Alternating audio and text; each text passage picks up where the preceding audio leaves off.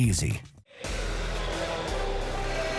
Welcome back to Lone Depot Park. It's the series finale between the Marlins and the Orioles. The Marlins are turning to Max Meyer to help them snap a 4-game losing streak. The last time the Marlins won, it was Max on the mound. He is coming off a career-high performance, 7 shutout innings, allowing just 1 hit against the Phillies. Those 7 innings, a career high. How did he do it? Everything was working for him. He was locating the changeup. The sweeper and the slider just get better and better each time he's out there. It's a whole arsenal of tools that complement each other. I asked Clayton McCullough before the game, what does Max need to do here tonight to help them get the win?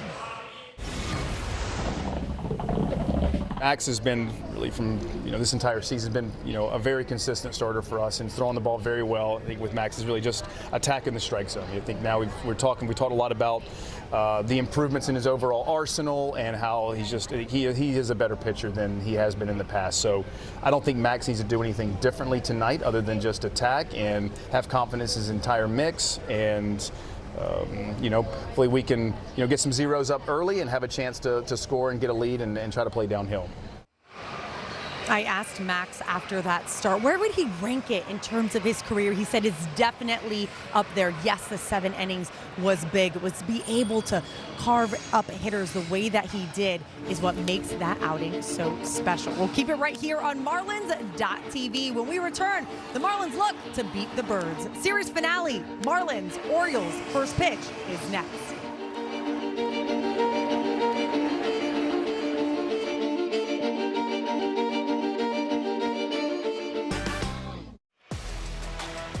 Marlins baseball is presented by Werner Hoffman, Gregg and Garcia, the official law firm of the Miami Marlins.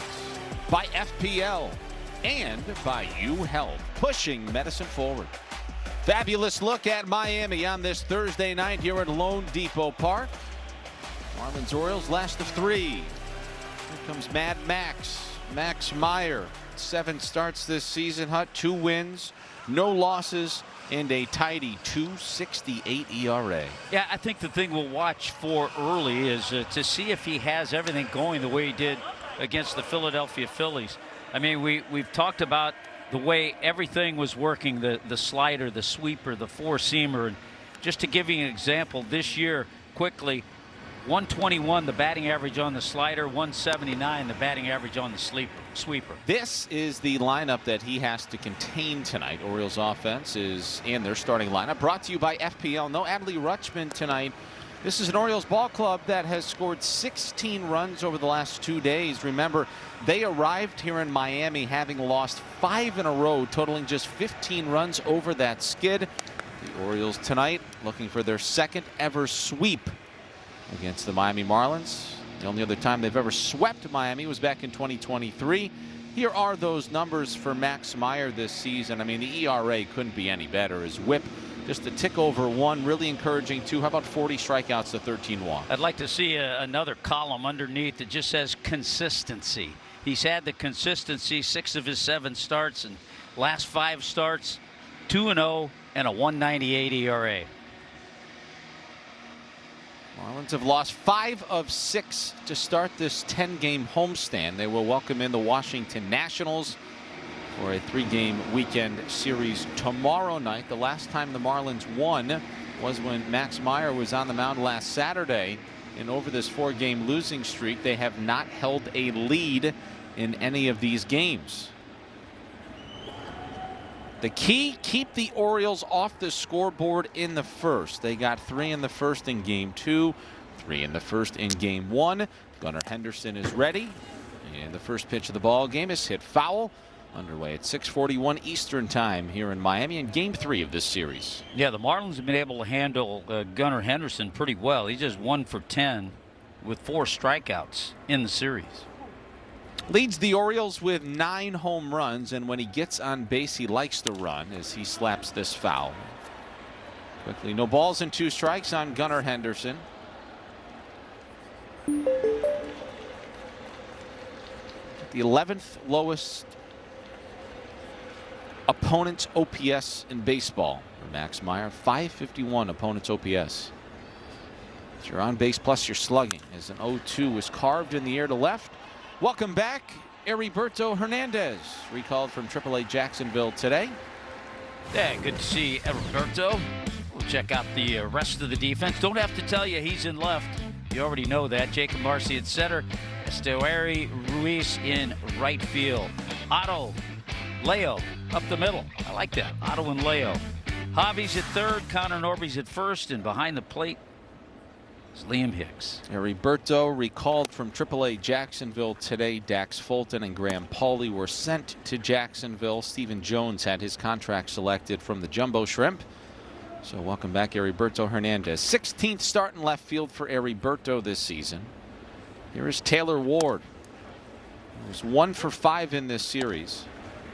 He became the first Oriole to score at least 3 runs and draw at least 3 walks in the same game in this series. And the first Oriole to do so since Chris Davis back in 2016. Yeah, you mentioned it last night, Kyle. 1 for 5, but 5 walks and 6 runs scored. How about that? Among qualifiers, Ward's .285 batting average is leading the charge for Baltimore. He is one of 2 Orioles in the starting lineup tonight that's ever faced Max Meyer before. Ward 1 for 2 with a double. First Marlins opponent ever to walk at least 5 times and score on all 5 walks. Taylor Ward, who lays off a high heater. It's 3-2.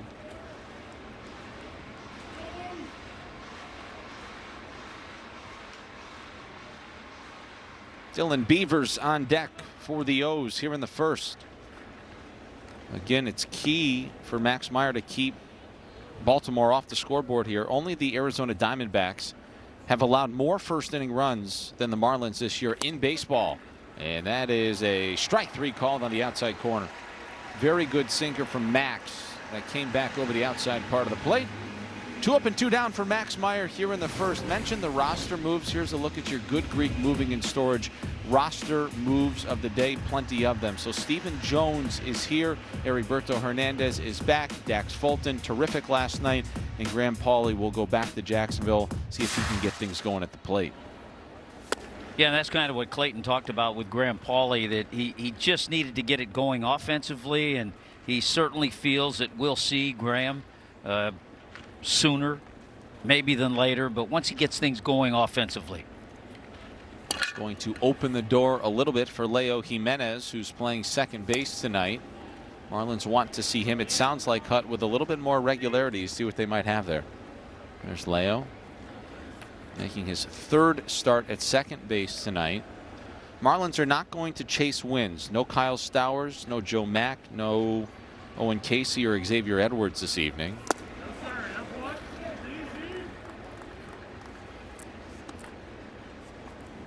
Beavers 1 for 5 in this series with a double and a couple of walks. I think Hut and I both agree that his 10+ pitch walk in game 1 didn't just set the tone for that game in particular, but maybe the series. Kind of broke his bat, little flare into right. Here comes Esteury Ruiz, and he's got it. A perfect first inning for Max Meyer. When we come back, we will see Liam Hicks. Summer's here. Marlins TV is presented by Werner Hoffman, Greg, and Garcia. Back with you here in South Florida on a breezy, sunny, and beautiful Thursday night. And back inside of Lone Depot Park, away we go to the bottom of the first. Marlins starting lineup is proudly brought to you by Werner Hoffman, Greg, and Garcia.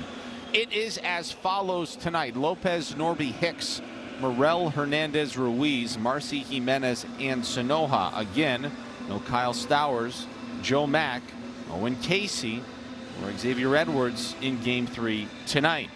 On the mound for the Orioles, Hut, this is the 26-year-old southpaw, goes about 6 feet 3 inches tall, Cade Povich. 3 appearances, 2 starts this season, a .441 ERA as he delivers a first pitch fastball that misses low. Yeah, last time out for Povich lasted just 4 innings in New York. Gave up home runs to Jose Caballero and Ben Rice. Otto Lopez swings away, and he lifts a fastball in the air to right for Tyler O'Neill, making his first start in this series. 1 away. Let's see what the scouting report tells us about the 6'3" left-hander. Cornhusker out of Nebraska. He was a starter in Norfolk, and he's actually got reverse splits, a little tougher on righties. He was called up to kind of fill in the Trevor Rogers spot in their rotation. There's been some good Cornhuskers over the years. Alex Gordon, who won a World Series with the Kansas City Royals.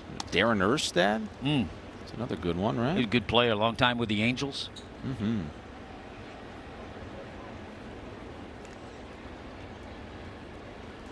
Bob Serve. Did you ever cross paths with a No, Bob but Serve? I had. I can honestly tell you, I remember having a Bob Serve baseball card. Really? Yeah, yeah. He was a big right-handed hitter, power hitter.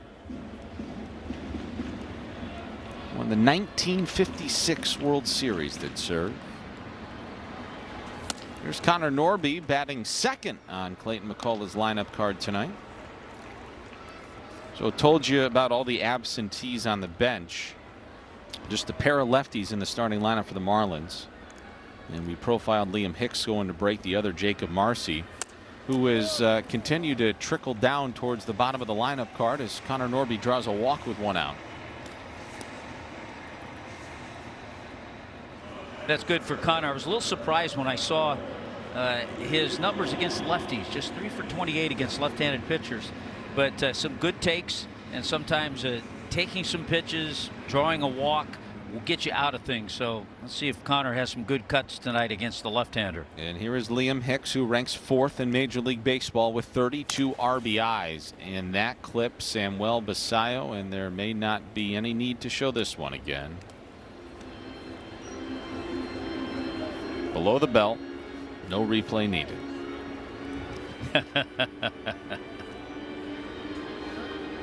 Yeah, there's some guys ahead of Liam, Matt Olson, Andy Pages, C.J. Abrams on that RBI list. How about that? Yeah, had 33 coming into today. I think that grand slam That helped him out yesterday last for night. the Nationals helped him out, right? Here's the 0-1 to Liam. And he flies one in the air to right field, sending O'Neill back onto the warning track at the wall. God, get out of here. Against the lefty.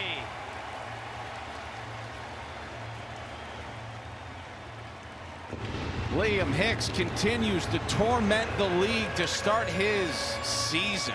Wow. Home run number 9. I think he just bolted ahead of everybody on that RBI list. And it kind of goes along with Clayton's plan. We'll see Liam behind the plate, probably against some left-handed pitching. Joe Mack will start primarily against right-handers. But if Liam keeps swinging the bat like that, the way he has all year, he'll be in there all the time.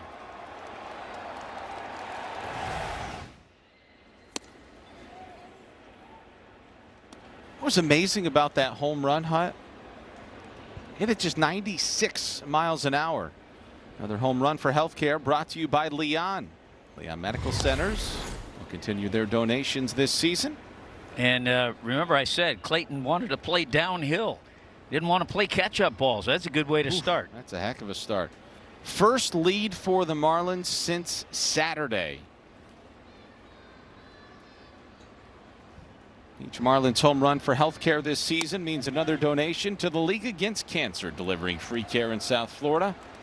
And again, another Marlins home run presented by Leon Medical Center. So 2-0 Miami, and there is your updated look, Hut, at the leaderboard. Oh, I like that. He's up there with some good names. Matt Olson's off to a great start. Pages had that 3-homer night the other night for the Dodgers. Here is Heriberto Hernandez, who last played for the Marlins on April 26th. He went to AAA Jacksonville, where he was 6 for 22 in 5 games with the Jumbo Shrimp. Hernandez batting $159, no homers, 9 runs batted in the season for Miami.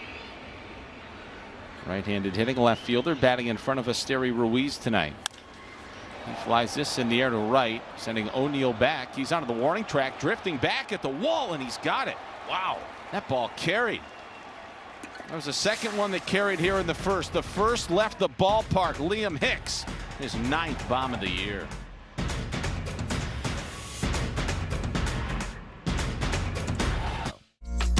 Esta transmisión de los Marlins está disponible en español.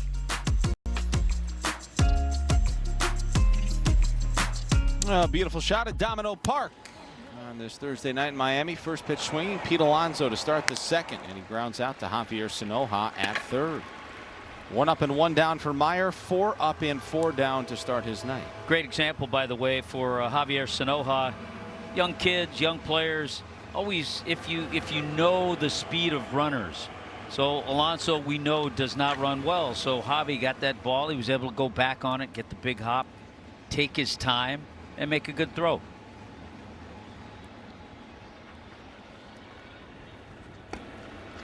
Four outs on 14 pitches for Max. Again, first career start for Meyer against the Orioles tonight. Here's Samuel Basallo, who is 4 for 7 in this series with a double and a triple. He was a home run shy of the cycle on Tuesday night. Young left-handed hitting catcher who is splitting time with Adley Rutschman these days. This has popped into foul territory. Sanoja's got a handle on it. And now 5 up and 5 down for Max Meyer. Speaking of Mr. Mad Max, StatCast 3D powered by Google Cloud. His last start against the Phillies. Here are his 7 punch-outs. Yeah, when you look at that chart, you realize why he had such good stuff and success. 4 of the strikeouts with the sweeper, a couple of them with the four-seamer, the slider got 1. And as Clayton McCullough mentioned, Max is a different pitcher than he has been over the last couple of years. He has more weapons. He sure does. Clayton said he's got the ability to run his 2-seam in on the righties, continues to open up the spin on the lane on the other half. Can go down below versus lefties with breaking balls. And you know what? With all that stuff, continued confidence gets built. Oh my gosh. I can imagine. Oh, there's a swing and a miss by Tyler O'Neill, who had a terrible feat snapped on opening day this year. He had homered in 6 consecutive opening day games. That's incredible, actually. I know. Think about it. And he didn't do it this year. First time in 6 seasons. So he didn't you had a homer on lot of opening teams day. saying, "Hey, we got to sign this O'Neill guy." You know you're getting at least one on opening day. We got to get a big day opening day. O'Neill's in his 9th season. He signed a 3-year, $49.5 million deal with the Orioles that'll run through next year. That's a nice contract for Tyler O'Neill. Well, we've mentioned it. He had a 34 home run season with the Cardinals a few years back. His dad was Mr. Canada back in the day. 2-2. That is dribbled foul. Tyler doesn't miss many leg days or bicep days either. He has not missed one in years. That streak goes even before the home run streak. It's a well-built individual right there. He's won a couple of Gold Gloves. Played in the World Baseball Classic with the Canucks this year. 2-2. That's chopped foul. We'll do it again. Well, you love to see the efficiency that Max Meyer's opening up with here. 22 pitches, 5 up, 5 down, and a 2-2 count here on O'Neill. You know, you hope that Clayton doesn't have to dip into the bullpen very much. But Dax Fulton did a great job to help that cause. He may not need that bullpen at all here tonight, the way Max Meyer has started. The Sheep Detectives. Rated PG. Tonight. Marlins.tv is powered by Major League Baseball. Bottom of the second, 2-0 Miami. Here's a look at the Doral Kia Orioles defense. Yeah, we haven't seen the defense. Beavers, Cowser, and O'Neill. Henderson and Jackson up the middle. Pete Alonso, Kobe Mayo at the corners, and Samuel Basallo catches Povich. There you go. A couple of Gold Gloves out there in right field. Colton Cowser gets a start in center tonight. Esteri Ruiz leads off the bottom of the second inning for the Marlins, who now, when you take into consideration their 2 runs in the first inning tonight, scored 6 first inning runs against the Orioles. And remarkably, they just found themselves with their first lead since last Saturday in a ball game. So here is Ruiz batting .267 and 2 for 9 on this homestand with a double and a homer. Big healthy hack on a 2-1 fastball. He came up empty. I think Ruiz has surprised us a little bit with the power. Yes. A couple of home runs. I would agree with that. He's never been known as a big prolific power hitter. His best season in 2023 with the Athletics, he hit 5. Yeah, but when you steal 67 bases, it doesn't matter. You don't need to go deep. Led the league. 67 stolen bases, caught 13 times.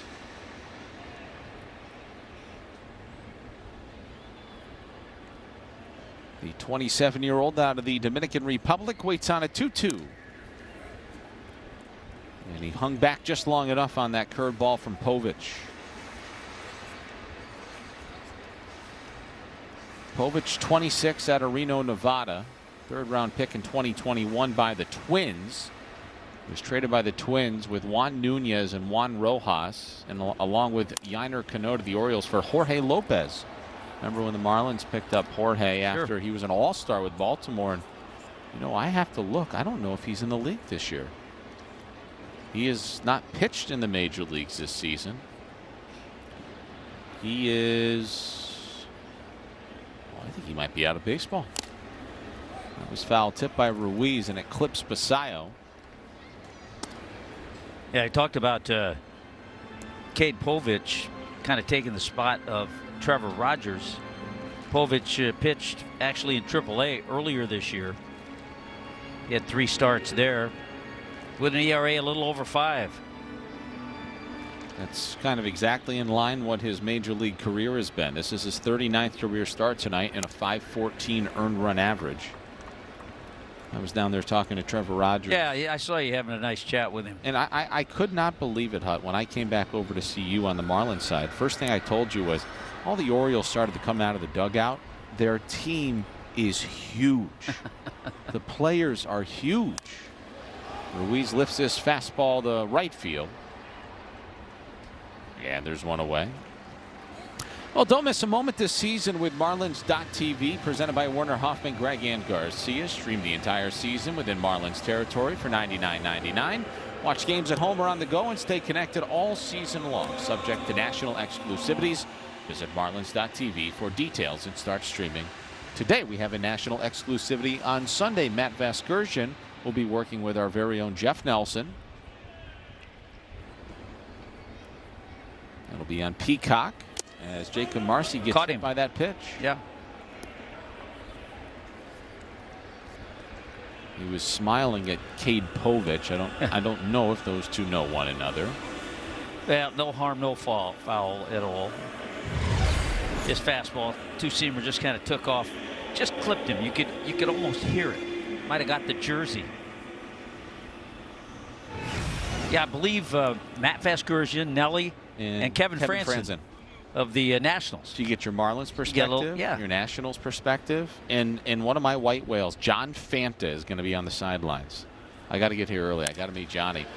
Boy, that might have clipped Povich. It bounces right to second for Jackson, who's going to double up Jimenez, and that is going to quickly retire the side. 2 in the books here at Lone Depot Park tonight after 2-0 Miami.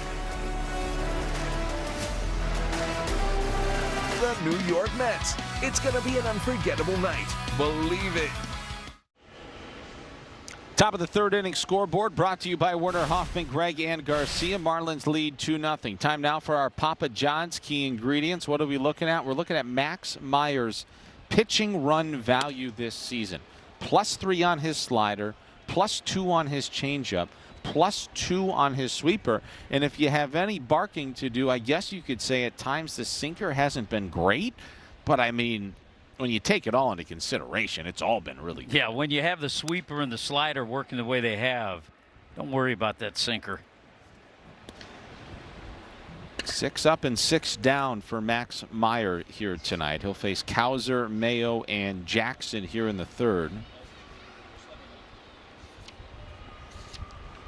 For Cowser, this is his second start in the series. He started in right field on Tuesday night.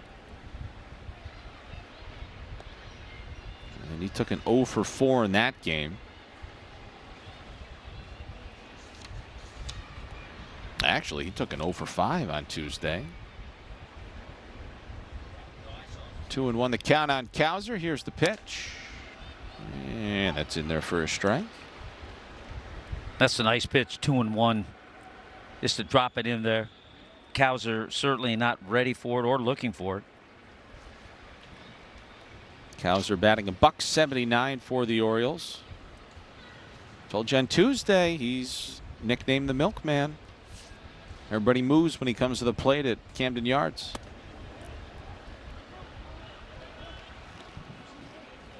Fourth season for Cowser. Drafted 5th overall in 2021 out of Sam Houston State. He actually struggled initially in his career, but then he really had a breakout year in 2024.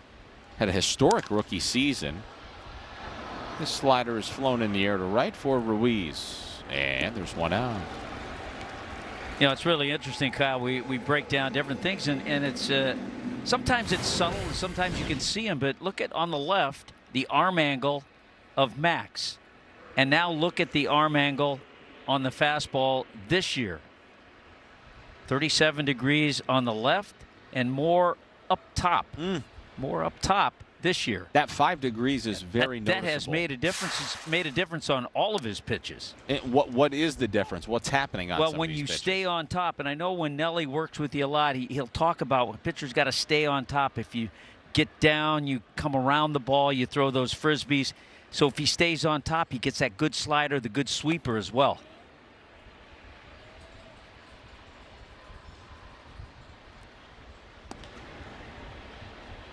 We so very often expect immediate excellence. And it's really hard to immediately be Paul Skeens in the major leagues. And for Max Meyer, it's starting to click. Not a bad one for Skeens last night either. Ooh, did you see that in Arizona? Yeah. Pretty good. What about the National League? How good is the National League? And on the flip side, the American League has 2 teams above 500. That's not a typo. The entire American League West and American League Central, every single team in those 2 divisions are below 500. Now, that is not taking into consideration some of the day games today, but that's how things stood when everybody woke up this morning.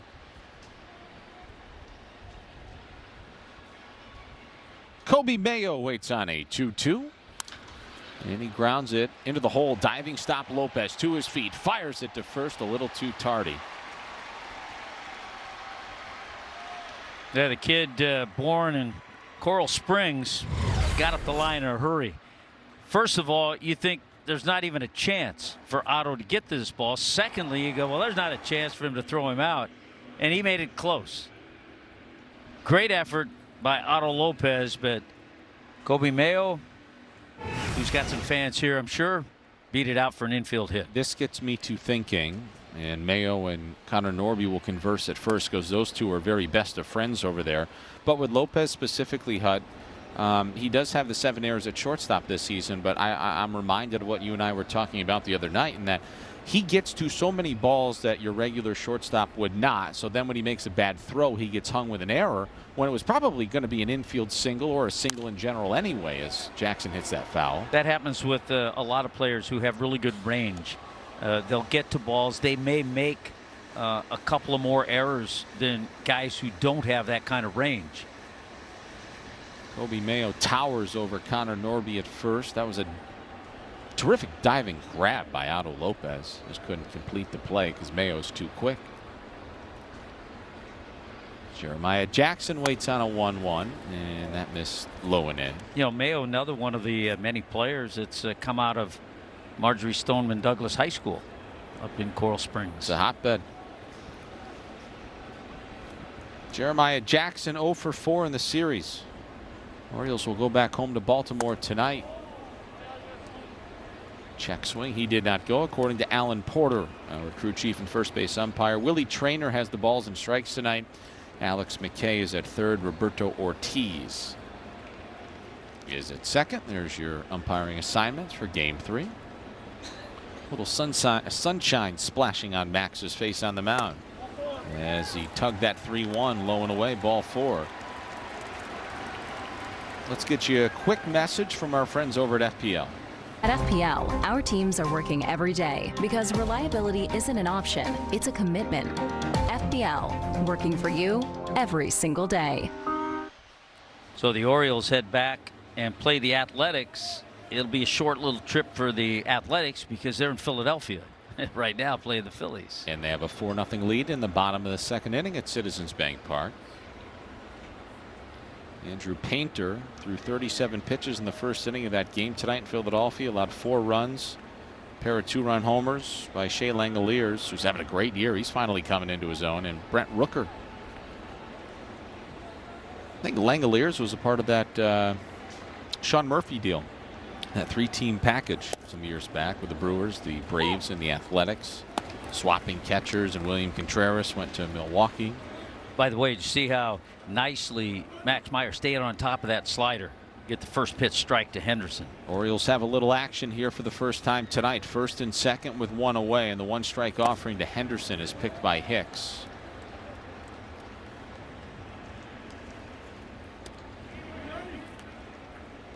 Here's your base runners at 1st and 2nd. That's Mayo at 2nd. Jackson's at 1st. Meyer retired the first 7 Orioles he saw here tonight, but he finds himself in a bit of a bind here in inning number 3. Missed outside. Isn't it amazing that pitchers oftentimes will just blow through the order or go 7 up, 7 down? Somebody gets a little single, you got to work out of the stretch. You got to find it a little bit. You got to find it a little bit. Regroup and find it. Of course, it was the last 2 hitters, the infield base hit, then the walk. Henderson hits one back up the middle. That's into center field for a base hit. Here comes Mayo around 3rd. He'll score. The throw goes into 3rd, and he's safe. And taking 2nd on the throw by Marcy is Henderson. It's 2-1 Miami. But the Orioles get one back, and now they're poised to get a lot more. I said no, it's early in the game. You got to be 100% sure you can throw this runner out, even though there was a little bit of a stumble from Jackson. But now with that throw going there, Henderson cruises into 2nd base, so you got no chance for a double play now, and the Orioles have a couple of men in scoring position. It was close. Really close. It was a really good throw, and it was not in time. I think the Sanoha tag got Jackson up on the chest, and leading by a run, the Marlins are not willing to just give another one away. The infield is in. And Taylor Ward takes a slider for a strike. It's 0-1 on Ward, who was the first strikeout victim of Myers back in the 1st.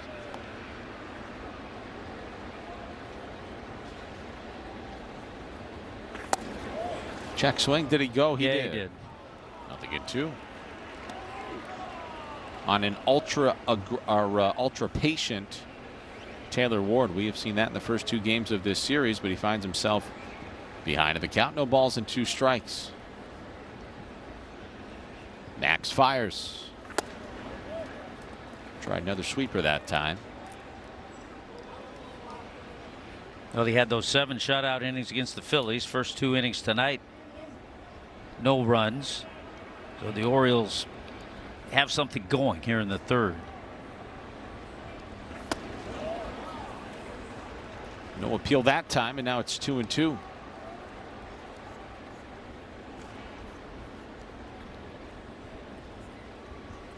Those last 2 sweepers is what they would call a ball out of the hand.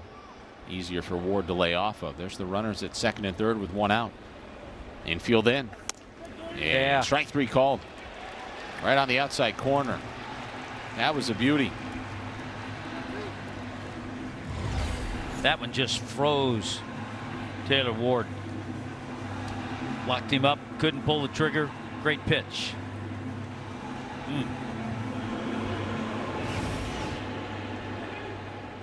Big 2nd out for Max here in the 3rd. Here is Dylan Beavers.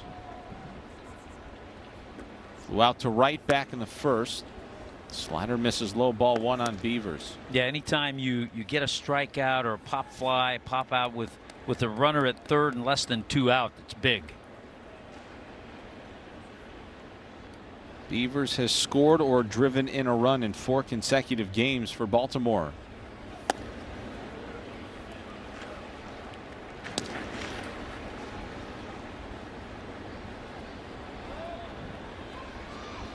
One out, single, walk, and single.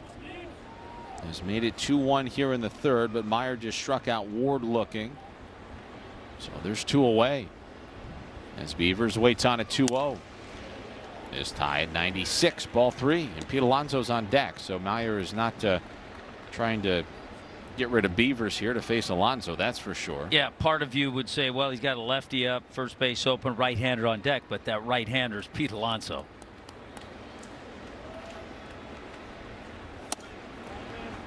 And that missed inside.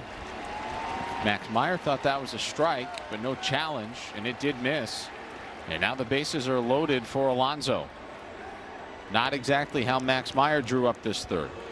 No, it isn't. And we talked a little bit about Alonso as Daniel Moscas is, and this is well timed right now to just go out, settle Max down a little bit. But the big polar bear, first 28 games for him as an Oriole, he was hitting 196 and had just 3 home runs. His last 9 games, 323 with 3 home runs.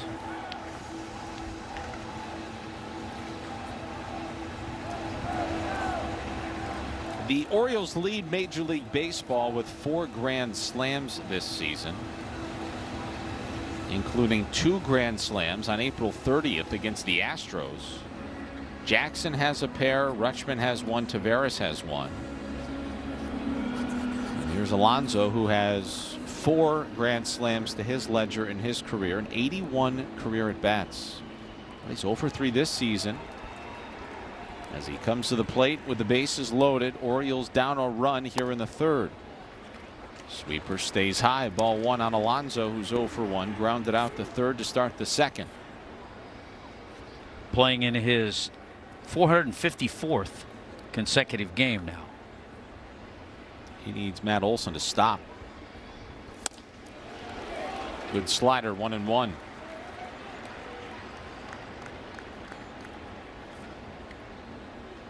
Seven-game hit streak intact for Alonso. It's his longest since a 9-gamer last September with the Mets. And he's 2 for 5 with a homer lifetime against Max. Boy, 2 good sliders. Just like that, the count's 1-2. Probably going to go back to it. Yeah, Alonso will chase. Yes. He will chase. Always has. He's got that prodigious power. But he will chase pitches out of the zone. And Meyer might have a couple to play with here, ahead of him 1-2. Here's the pitch. Check swing. Did he go? Yes, he did. He went around. Meyer leaves him loaded. He gives up a run here in the third. 2.5 in the books at Lone Depot Park. 2-1 Marlins. That's a big strikeout there for Max.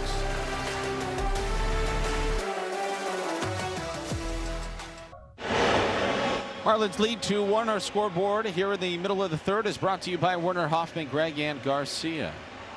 Otto Lopez is due up second here in the third inning for Miami. And here's our youth player of the game, young Kai, who plays for Team Pepito of the Marlins Youth Academy. His favorite Marlin is Otto Lopez. That's a good choice, Kai. Javier Sanoja leads off the last of the third for Miami, still holding on to this 2-1 lead after the Orioles just left them loaded with Pete Alonso at the plate. Javi is 1 for 4 in this series and 2 for 11 on this homestand. The back-to-back starts at third base for Javi. And the one thing when you pencil Javi in the lineup, it doesn't really matter where he is. He'll end up somewhere else. Yeah, you're right. You are right about that. He's got 7 multi-hit games through 29 games this season, including 19 starts for the Marlins. Tonight is 20th start of the year. Rarely swings and misses. He's patient at the plate. Doesn't swing and miss, and he doesn't strike out. So whenever you need somebody to put the ball in play, I found your guy. And I'll say he chases, but a lot of time he chases and turns it into a base hit. Yeah, no kidding. He does that as well as anybody. 3-1. He does not chase. There's ball 4, and the Marlins have the leadoff man aboard. So here comes Otto Lopez, and with more on Otto, we'll go downstairs and say hello to Kelly. Hey guys, well last night Otto extended his season high hit streak to 9 games with a pinch hit double. He's now 5 for 8 in pinch hit opportunities across his career, and that's how we can see from our Toyota trend. Longest active hit streaks across the league. Otto's right there, tied with Spencer Steer with 9 for 3rd in the league. I talked to Pedro Guerrero about the consistency we've been seeing from Otto all season. He said, yes, of course, mechanics always play a role. He said, but really it's been the mental game for Otto. He's been so locked in and just focused on one at-bat at a time, not letting the bad affect him or the good. Just focus on each and every at-bat. All right, Kelly, thank you very much. He has been brilliant this year, and as Hutt alluded to last night, he had to extend that hit streak the hard way. The hard way, yeah. I love the stat we saw after the game last night that to start the season, Otto's hit in 31 of 37. The only time that's been better is Hanley Ramirez hit in 32 of 37 in 2008. And he was pretty good. Yeah. Mickey Moniak, by the way, 0 for 3 for Colorado today, so kick him off the list. Get him off there. Get him off it. The other thing I liked about Otto, looking at some numbers, coming into the game tonight, hitting .410 against lefties. Povich, the southpaw, delivers a fastball for a strike. You get some late calls from Willie Trainer behind the plate. Yes. He doesn't give it to you right away. You got to wait with Willie. You got to hang with him. You got to hang with him. He's winking at folks. Very young home plate umpire, does a terrific job on this crew that's led by Alan Porter. Lopez waits on at 2-1, and he flies this in the air deep to right field. This has got a little carry on it. O'Neal's going back at the wall, and it's off the digital signage out there. Headed to third is Sanoja. Lopez is caught between first and second. He didn't know the pitcher was at first. Now he gets back safely. He could have done it originally. He didn't know where Pete Alonso was. He could have immediately sprinted back to the bag at first. I think he thought he was hung up. That's a long single, by the way. Yeah, this ball is ripped. We've seen some balls hit really hard to right field.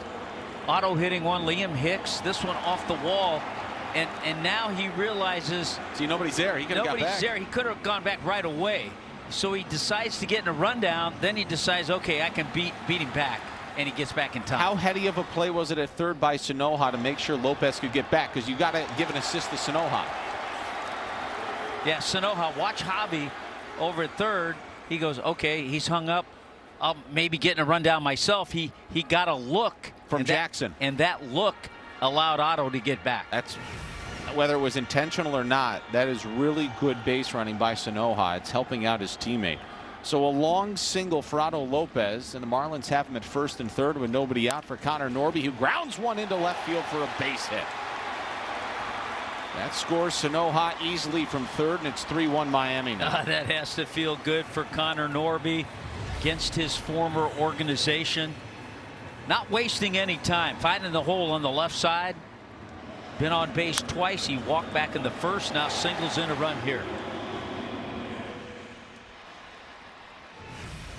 Connor was going through it on this homestand a little bit. He would tell you a lot more swing and miss than he would have liked, but he's drawn a walk here tonight. He has shown patience at the plate, and now he collects his 12th run of the year batted in. Now Liam Hicks being about as good of a teammate as you could possibly ask him to be after he hit a 2-run homer in the first. He looks to drop down a sac bunt. How about that for Liam? First extra base hit this year against a lefty. It was his first career home run off a left-handed pitcher. He is firing on all cylinders. Will he try to drop down another bunt? No. And he pops it up. Shallow center. Tough play. Making the catch is Cowser, who ends up on the infield dirt. By the way, we talked about it with Connor Norby, his first AB, how drawing a walk sometimes helps you see the ball a little bit better. So what's he do? Comes up second time, first pitch swinging. It's a base hit.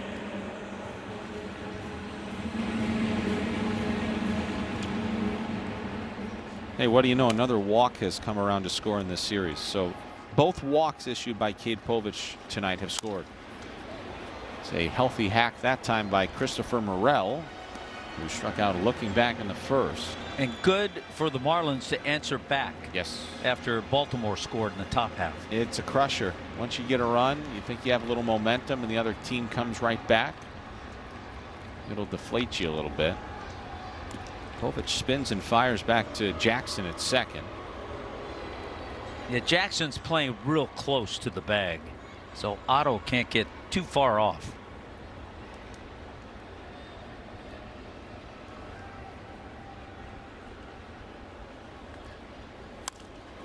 And there's a pop-up. Infield fly rule in effect. Alonso's got it, 2 away. Povich settling down after the walk in consecutive singles to start this inning.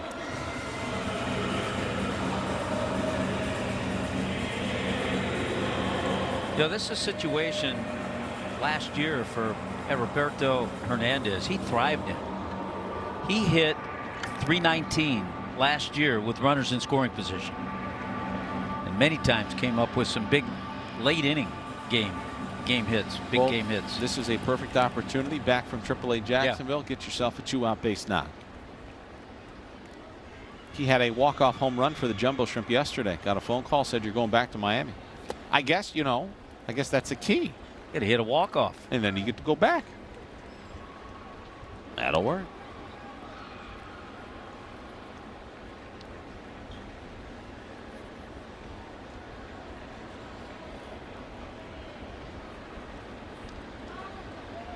Roberto waits on a 1-0. Took that fastball all the way for a strike. 1-1 now. Last of 3 tonight between the Marlins and the Orioles. We will say hello for the first time this season to the Washington Nationals tomorrow night. Foster Griffin goes opposite of Robbie Snelling, who's going to make his major league debut. How much fun is that going to be? If you're in the area, please come out and support Robbie. Top 50 prospect, one of the best left-handed pitchers in all of minor league baseball. Tell you what, we saw him, or I saw him a couple of times in spring training, and you love his presence, his mound presence, the way he walks around, and then you like the stuff he has too. He's not cocky, he's confident, and he knows he's really good. As a 2-1 is grounded right back to Povich, who very casually grabs it and snaps it to first to retire the side. Marlins get a run on a couple of hits here in the third. Let's keep it right here, because earlier this afternoon we're going to go down to Kelly. She was joined by a couple of very special guests. Thanks so much, guys. I'm so excited to be joined by Benji and by Manny from Leon Medical Centers. Benji, let's start with you. You guys have extended your partnership here with the Marlins and have launched Home Runs for Healthcare. Why is that so meaningful for your organization? Well, we've been partners with the Marlins for many years already, and we look forward to long-term relationships that we've had with them in the past and continue to have, from now to whoever knows when. And Home Runs for Healthcare was one of our executives, Julio Gonzalez-Rabull's idea, and it's just a way that we can contribute back to La Liga in a way when the Marlins are, we hope they do very, very, very well. Hit a lot of home runs. Manny, your turn. La Liga contra Cancer. Yes. Tell me, how does all these initiatives that you guys are doing, just how does the Home Runs for Healthcare helped impact La Liga contra Cancer? Well, listen, first and foremost, as Benji said, La Liga would not be here if it wasn't also for Leon Medical Centers and the family. I got to take a moment to say that thanks to them and their whole, not only family, but their employees and everybody, they've raised so many millions of dollars for the league and helped so many patients. When they called us and told us about this initiative, we were even happier than ever, because Leon is always doing so much for the league against cancer. And I just feel that this whole initiative of the Home Runs with Healthcare is just going to keep on helping all those people that need that help in our community, especially all those patients that when they tell them that they have cancer and they have no money or no insurance or no resources, they know there's a place like the League Against Cancer that they can go to. Well said, Manny. Benji, thank you so much, and thank you so much for everything that Leon Medical Centers does. All right, Kelly, thank you so much. That is terrific stuff. So back we are at Lone Depot Park, where our fourth inning scoreboard is brought to you by FPL. Baltimore did get one in the top of the third. But to your point, Hut, very good response. Marlins just get that run right back. Yeah, because when you have those games, and we've seen so many, when you don't, it just kind of gives that other team a little momentum. And when you're able to answer, it maybe stops that momentum a little bit. He had a taxing third inning, did Max. Yeah, you'd like to see him get back in that good rhythm through 33 pitches. So the pitch count got up a little bit because of that third inning. What do you think threw him off his rhythm a little? Anything in particular? Guys, some base runners. Yeah. He had to deal with that for the first time. Work out of the stretch.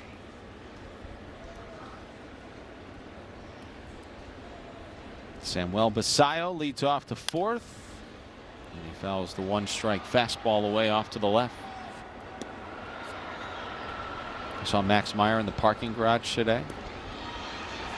He had his dog upside down in his arms. His little 9-month-old black lab, who he's training to hunt with back home in Minnesota. Carrying the thing like a loaf of bread. Well, he'll be going back home to Yes, Minnesota and be pitching one of those games. That'll be fun. A lot of family and friends in attendance. He's training his black lab, by the way. Do a little duck hunting back home. Okay.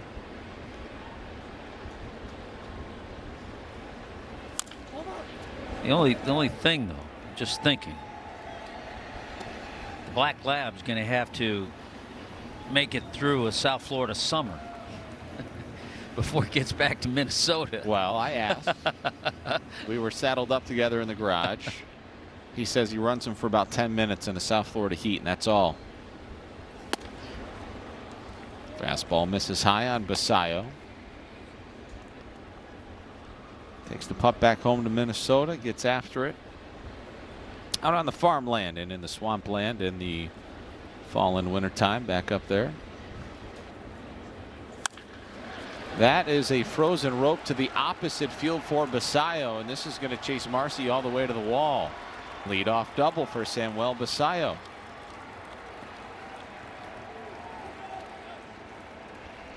I think this guy's kind of impressed us in this 3-game series.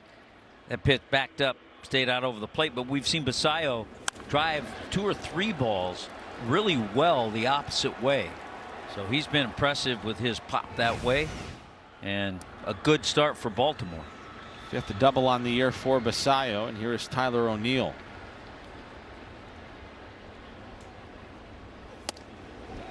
Early in games, veteran teams will oftentimes in these situations, you'd love a big inning, but veteran teams will often focus on, hey, let's just get them over and get them in.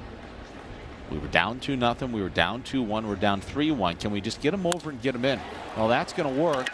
Basallo's going to get the wave around third. No throw to the plate. Opposite field RBI single for Tyler O'Neill has made it 3-2. Hitting him around a little bit here. It's kind of what O'Neill was thinking. You could clearly see how he swung at this pitch. The slider, he stays back. Look at his hands stay inside. He was thinking take that ball the other way, and he did. Got it in the air. Got himself a base hit and an RBI. So a good swing by O'Neill, who used to run a little bit back in his day. He does not have a stolen base this season as Cowser waves and misses at that changeup. Cowser led off the third by flying out to right. Then the Orioles got a couple of singles and walks there in the third to get their first run. They're back to within a run. That changeup just missed. It's 1-1. In Orioles without Ryan Mountcastle, Jackson Holliday, Jordan Westberg, Heston Kierstad, Zach Eflin, Dean Kramer, Trevor Rogers, Ryan Helsley. That's an all-star team. Unfortunately, they're on the injured list. Didn't I read that? So I don't always remember what I read. Join the club. But I thought I read that Kierstad and Max were back-to-back in the draft. Yes. Rutschman. Or was it Rutschman? No, I need to know what I read. See, no, I think it was Kierstad. See, now you don't know what you read. Now I don't know what I read. Oh, no. Kierstad, you're right. Baltimore took Kierstad under slot. And then Max Meyer fell to the Marlins 3rd overall. Sun setting here on this Thursday night in Miami. No, Rutschman went 1-1. Who am I thinking about? And that one misses low ball 3. Meyer has lost a little command here. Well, it just shows how it's so tough in this game to, from start to start. We saw a little bit of it with Sandy, who struggled the other night, and Max trying to find what he had against the Phillies in his last start. That is ripped to first, and this is a gift-wrapped double play. Exactly what the doctor ordered for Max Meyer with O'Neill in motion. Yeah, with the runner moving, makes it easy. Line drive, couple of steps, and boy, that was just what the doctor ordered. Doral Kia double play, 2 away here in the 4th. And now Max can settle back in out of the windup, facing Kobe Mayo.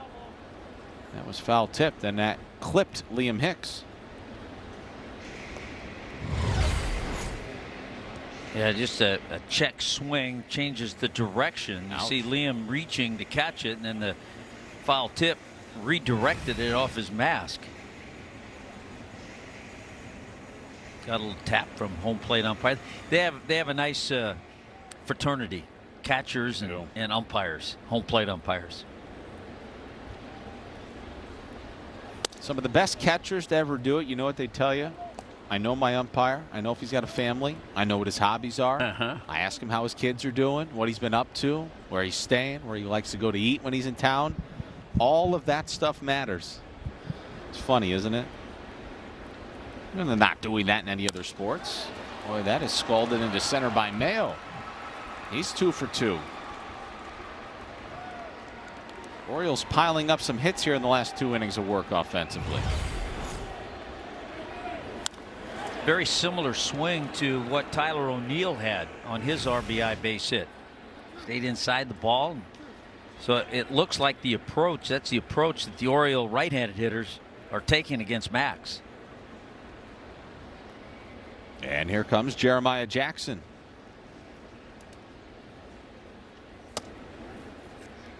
Slider backed up too far inside on Jackson, who walked in the 3rd. He remains 0 for 4 in this series.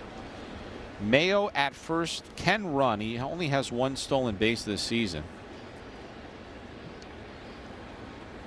He and Gunnar Henderson, I'm telling you, they have to team up to combine the tallest left side in baseball. Yeah, and the Orioles don't run a lot. No, they don't. What, 23rd in baseball coming into the night? They had only stolen 18 bases, caught 8 times. So even when they were running, and they try it, they don't. Their success rate, their hit rate is not great. Esteri Ruiz is on the move, and he runs out of room. Well, they had a tall shortstop, if I remember, that played a lot of consecutive games.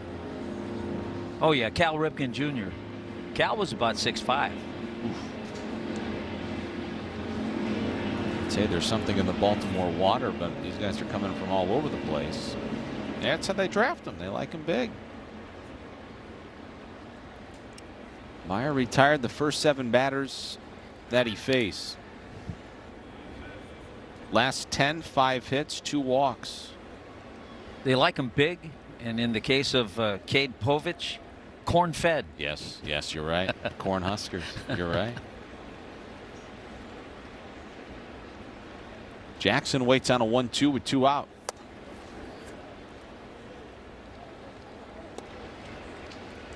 Jackson's in his 2nd major league season, joined the organization on a minor league deal in late 2024. He was part of a very interesting debut in August of 2025. It was actually historic, and it was Jackson heavy. He was a part of a historic lineup that featured Jackson Holliday and Alex Jackson, the former Marlins catcher. It was the first time in modern Major League history. This is why you tune in, folks, that 3 players with that name started for the same team. See, you're not going to get that anywhere else. That's the good stuff. It was history. 3-2. Runner goes, and he strikes him out on a slider to end the inning. Orioles get another. We're in the middle of the fourth. It's 3-2 Miami. Marlins lead 3-2. We're in the last of the fourth here at Lone Depot Park. Make sure you help us honor our nurses, folks. Join us for Nurse Appreciation Night presented by Miami Regional University on Friday, May 8th at 7:10. That's coming up tomorrow when the Marlins take on the Nationals. Take home an exclusive jersey. Make sure you get your tickets now before it's too late by visiting marlins.com/nurse. Look at Dad helping take a little off the top. Oh, yeah. That's a swirl. See, that's the kind I like. The young chocolate superstar. vanilla swirl, yeah. He's got his shades. He's got he's got the jersey that the Marlins will don tomorrow. Their Retro Wave City Connects. Yeah. Dad is dying for a scoop. Yeah, though. well, he's already taken one. All right. Go on, one more. All right. Yeah. He snuck that too. Turned his head to the right real quick and just snuck one for you, two for me. Make sure you come out to Lone Depot Park. You hit up the Mr. Softy machine. There is no better ice cream in the game.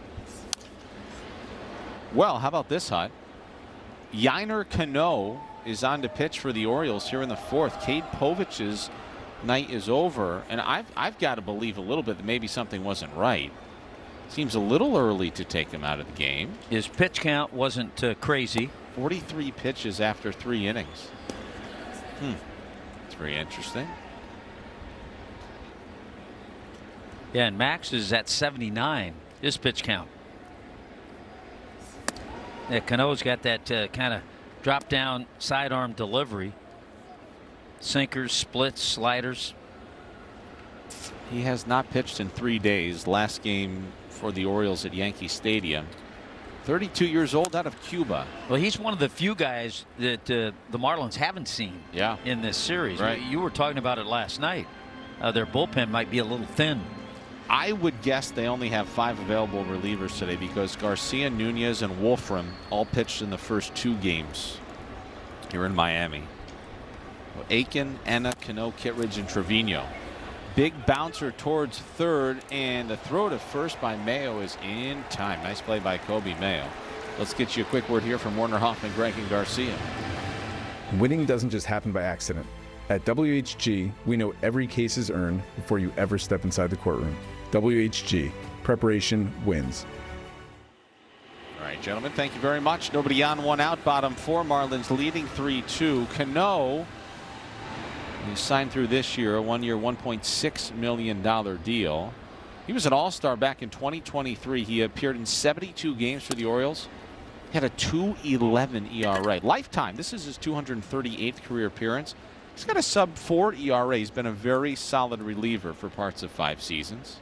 And by the way, for fans, over 70 games is a good workload for a guy working out of the bullpen. Jacob Marcy hits a high towering fly ball out to right center field for Cowser, who puts the squeeze on out number 2. So I would have to think, because of the way their bullpen's been used, that yes, something maybe has happened to Povich, or this was maybe their plan all along. Could be. Maybe Craig Albertaz had this plan: start the lefty, bring in the righty after a few innings. We will let you know if we hear more. Next telecast tomorrow, 6:45. There's Craig. He is he's chilling, isn't he? He's kicked back. First managerial opportunity for Craig Albertaz, who was in the mix here in Miami a couple of years ago. He interviewed along with Clayton McCullough and Will Venable, who's also managing the White Sox. Marlins had some very good candidates. Played ball, Craig Albertaz did, at Eckerd College over in the other coast. Yes. Leo Jimenez swings right over top of a sinker, and it's 1-1. Jimenez grounded into a double play in the second, but he smoked the ball right up the middle. It clipped the top of the pitcher's mound, and it bounced and carried perfectly to Jackson, who was standing at the bag at second. Now he's behind 1-2. Leo Jimenez out of Panama. With the Panamanian facing the Cuban right-hander, who misses outside. Like many Cuban baseball players, their journey over here was not easy, and that's no different for Yanier.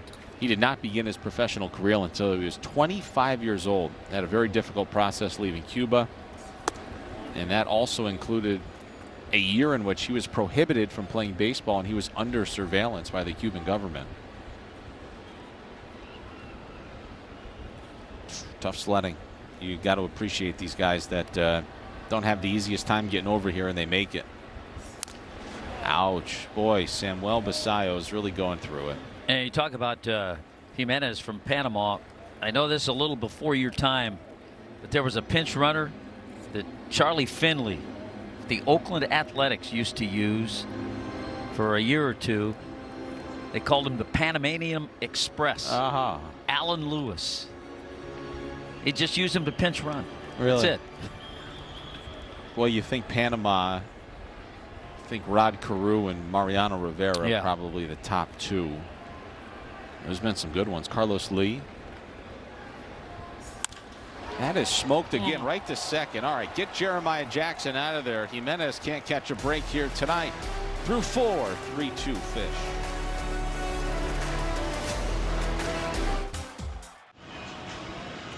Welcome back. Time now for our Ocean Bank Making Waves minor league report. Tonight we highlight Kemp Alderman, who just continues to crush baseball. He extended his hit streak to 12 games. Guys, he has so much power. This season, he has 37 batted balls of 100 miles per hour or more for an exit velo. He is crushing it down there, and we've been seeing a lot of debuts. Maybe one day we'll see him later this season. Ooh. I certainly hope so. Hey, there's our buddy. He's back, the guy in the. He's back. This guy does not leave the ballpark. He's got the captain's hat on. Gotta get to the bottom of this fella. We are told that gentleman's name is Paul. It's his birthday. So Paul, is that Kiss? Is that Kiss, right? That's he's got Kiss shirt. Yeah. Wow. What a legend Paul is. He cannot stay away from Lone Depot Park. He wants to rock and roll and party all night. Boy, we appreciate that. That's right. Is that your favorite tune? Hey, by the way, Kemp Alderman last year was the Marlins minor league player of the year.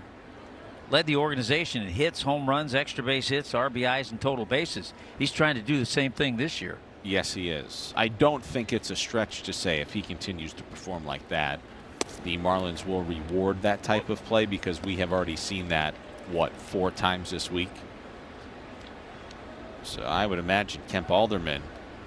He's becoming a regular on the show. Yes, he is. He's probably sniffing a debut soon. Gunnar Henderson strokes that to deep left center. Marcy's going back with room, and he's got it. One away here in the 5th for Max Meyer, he's going through it a little bit tonight, Hut, but he's managing this whole operation. Yeah, and you have to wonder with the pitch count right mid-80s, you have to wonder if this might be his last inning. Unless he has a real low pitch inning. That little stress. He had to work. Last couple of innings, though, he's had to work with men on base. Still pitching with the lead. Here is Taylor Ward, who takes a knee-high fastball for a strike. We do have activity in the Marlins bullpen. Max Meyer has thrown 85 pitches. Tyler Phillips and Andrew Nardi are both loosening. Ground ball, the 3rd, throw to first in time, 2 away. Barbie meets baseball. Barbie game day returns Saturday at 4:10 when the Marlins take on the visiting Nationals. A special ticket package includes an exclusive Barbie cab, so don't miss your tickets. And you can get those tickets by simply visiting marlins.com/Barbie. Everything pink. Everything pink on Saturday. Good stuff. Looking forward to it. That'll be fun. Here is Dylan Beavers. Max Meyer would love to get through this 5th and qualify for a win. He's a perfect 2-0 this year. Yeah, making his, we talked about it, his first ever appearance against the Orioles. And the same was true for Cade Povich. Looks a little frustrated out there on the mound, and now Anthony Bender is loosening. This Tyler Phillips just wanted to throw the ball a couple of times. Phone rang. They said, get Bender up. The only constant out in that bullpen right now is Mr. Nardi. Beavers waits on a 1-1 for Meyer. Beavers 0 for 1 tonight, and he hits that the other way. That's a base hit. Does he want a little bit more? He's around first. He's headed towards second. The throw is going to be too late. Offline as well. A 2-out double. And now Clayton McCollum may have a decision to make with Pete Alonso coming to the plate. Although Bender just got up, he might not be ready. There's a ball not hit all that sharply, but Beavers found the right spot.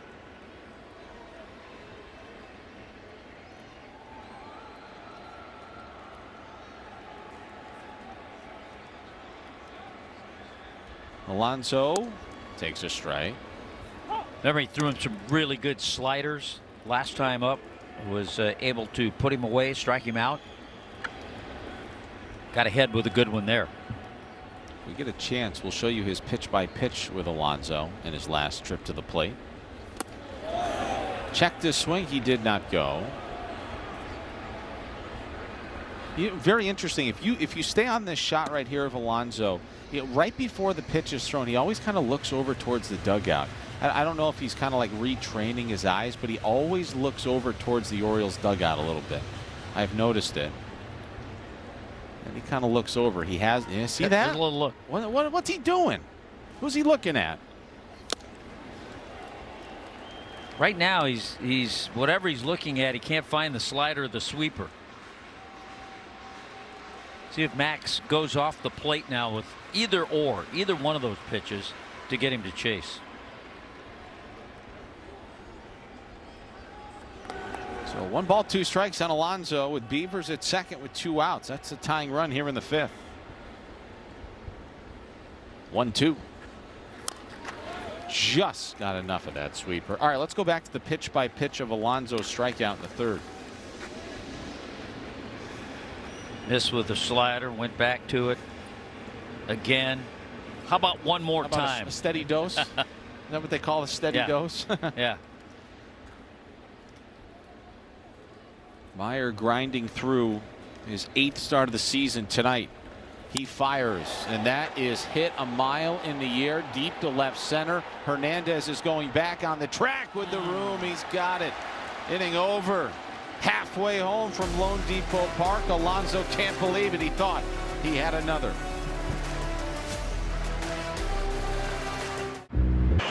Welcome back to Lone Depot Park. Marlins leading the Baltimore Orioles by 1. Cano on the mound for a 2nd inning of work. We got an injury update for Povich. He left the game with left forearm soreness. Up to you, Kyle. Uh-oh. That generally is not good, but I hope the best for Cade Povich. Oftentimes the forearm turns into the elbow. You hope that's not the case with that young man. Seemed a little odd the way that Alvarez had continued to go to his bullpen in the series, that he'd be lifted after 3. So that's disappointing news for Cade Povich. Javier Sanoja leads off the bottom of the 5th, facing Yanier Cano, and Rob Marcello and Daniel Mosquez chatting with Max Meyer. You can almost see exactly what he's thinking. Like I had to work so hard for that tonight.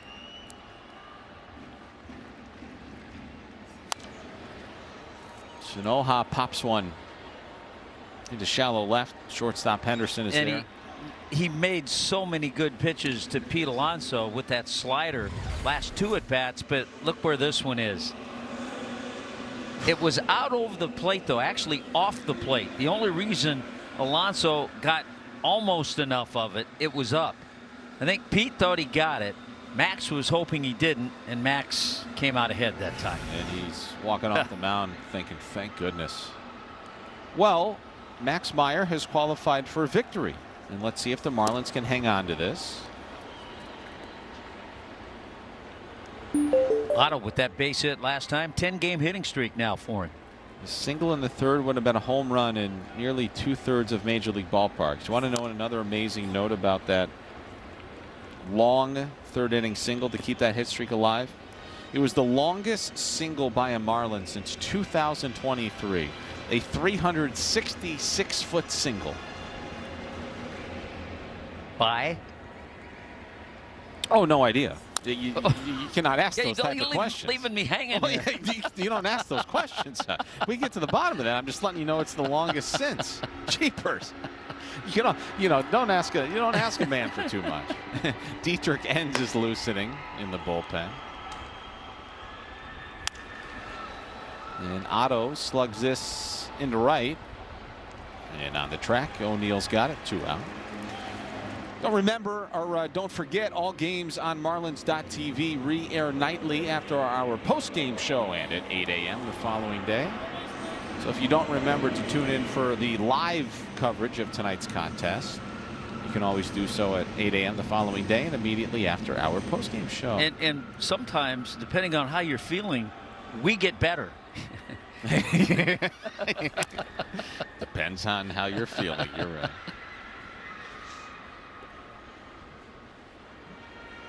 Connor Norby is having a great night. He's 1 for 1, and you might be thinking, well, why is it so great? He's been patient at the plate. He's drawn a walk. He scored a run. He has singled home a run. Comebacker right to Cano. Lob to first in time. Let's go to the 6th. Still 3-2 Marlins. The 0-1 to Liam.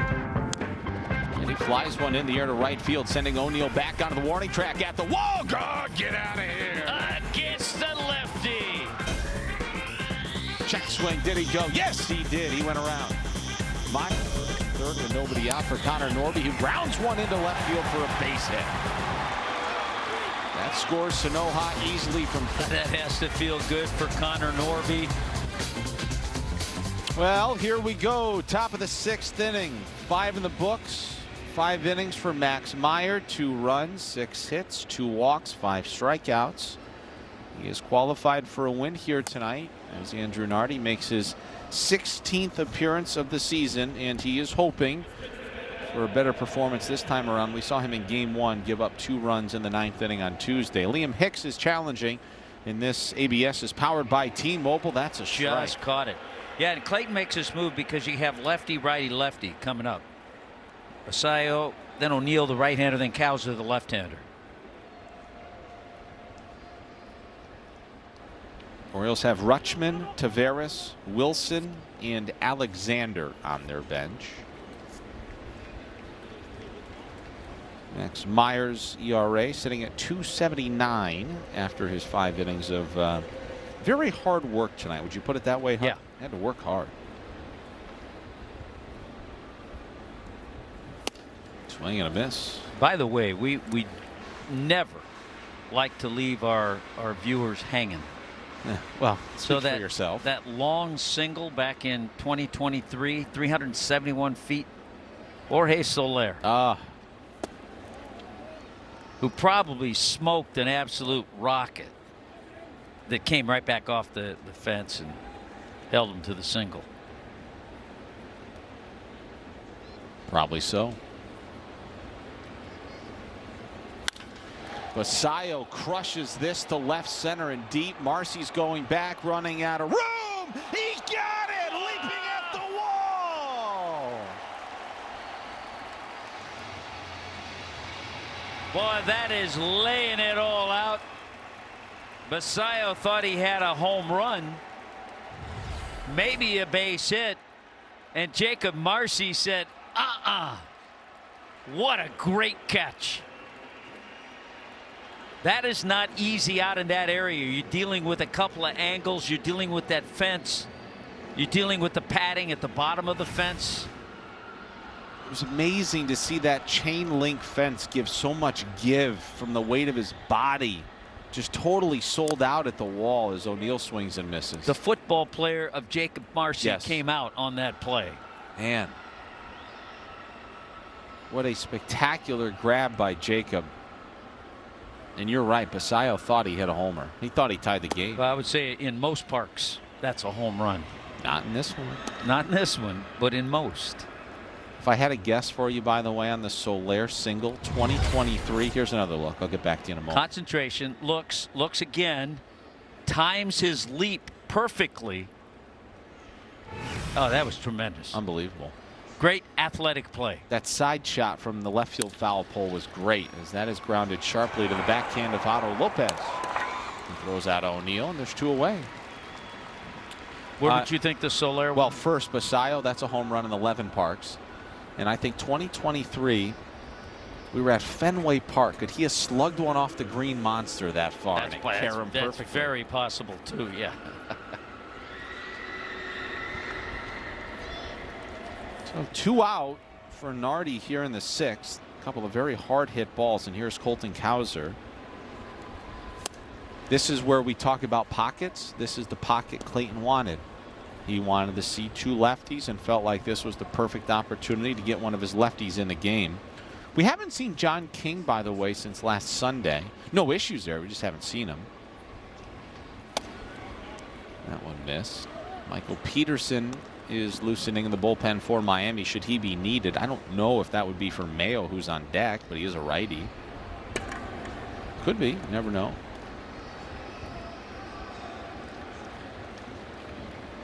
And you know what's interesting here? Clayton has talked about really not chasing wins. You're not going to, if guys had a prescribed day off, you're not just going to play him to try to get wins. But how aggressive does he manage this one tonight with a 1-run lead to get back into the win column? Well, you don't want to unload all the lefties because you do have a lefty available in that bullpen for Baltimore. You got to pick your spots. Right. And by the way, one last note on Jorge Soler. Off to a decent start this year with the Angels. He's got 8 home runs, 28 RBIs. He was a gentle giant. Yeah. Emphasis on the giant and the gentle. The 2-2 is called strike 3 right at the top of the strike zone. A 1-2-3 6th inning for Andrew Nardi. Give an assist to Jacob Marcy, who took extra bases away from Samuel Basayo. Marlins baseball is presented by Doral Kia, home of the Pricito. Nice shot of the bay here in Miami. And colorful lights, man. It really is the city that never sleeps. Marlins fans cheering on their fish here tonight, who lead 3-2 as we go to the last of the 6th inning. And Dietrich Enns is on to pitch for Baltimore, making his 6th appearance of the year. He did land on the injured list back in April with a left foot infection that required a hospital visit. He was reinstated 5 days ago after making some rehab appearances with AAA Norfolk. Yeah, we'll see if he uses that. He has a sweeper along with the changeup and fastball. Liam Hicks, his first pitch swinging, and he grounds a fastball to first. 1 pitch and 1 out. Well, students, if you want to score major deals, you can by signing up for Marlins University, presented by Celsius. Get verified in seconds using your .edu email and unlock exclusive student-only ticket offers starting at $5. You can sign up now at marlins.com/student. Some students, presumably, a little too old potentially, maybe not. Young lady on the left. Did you sign up for any of that stuff? I know you came to games and I don't watch recall. games. I don't recall. Tickets were really cheap when I was in college. I would just go sit in the outfield at, I guess at that time it was Land Sharks Stadium amidst the dozen different names it had. It was unbelievable when they went from Dolphins Stadium to Dolphins Stadium, right? Drop the S. Here's Christopher Morel.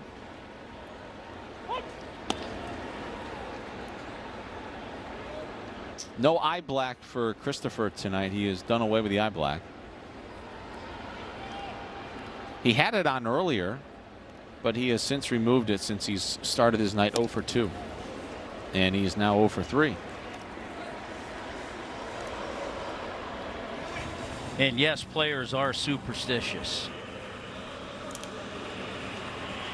You know, Dietrich Enns, when he was pitching at Norfolk Hut, it's kind of like the folks, the natives of Louisville. You don't say Louisville like I just did Louisville. Louisville and Norfolk. Not Norfolk.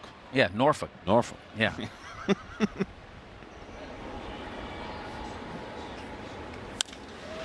This is banged on a line to right, but right at O'Neill. That's a 5-pitch. Bottom of the 6th inning for Dietrich Enns.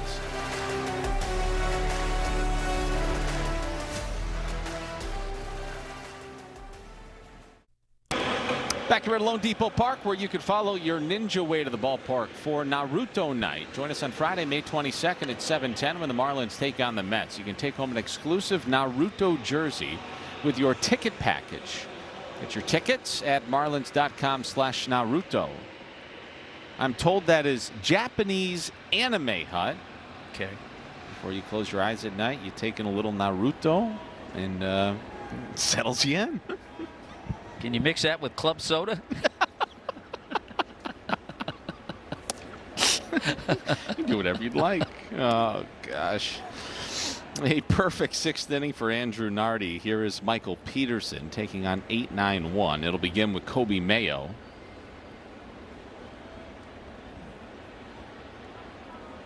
Mayo 2 for 2 tonight. Yeah, he's had has had a nice night in front of friends and family.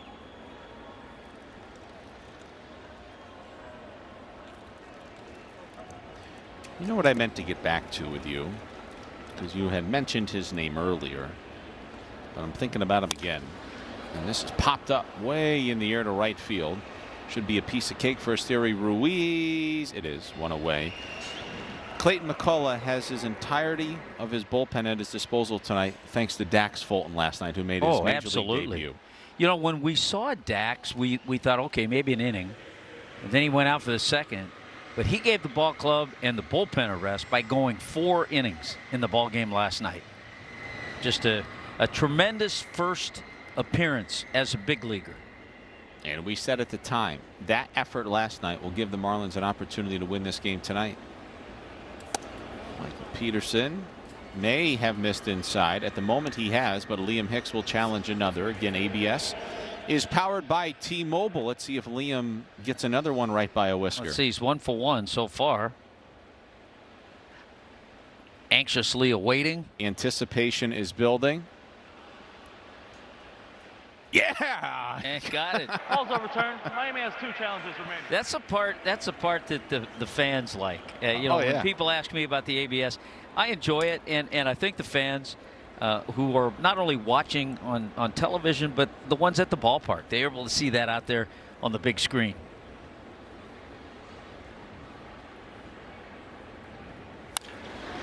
Head off the end of the bat to Otto at short, gives a little ground, comes up firing to first. Jackson is out, 2 away. These bullpens are rifling through these offenses.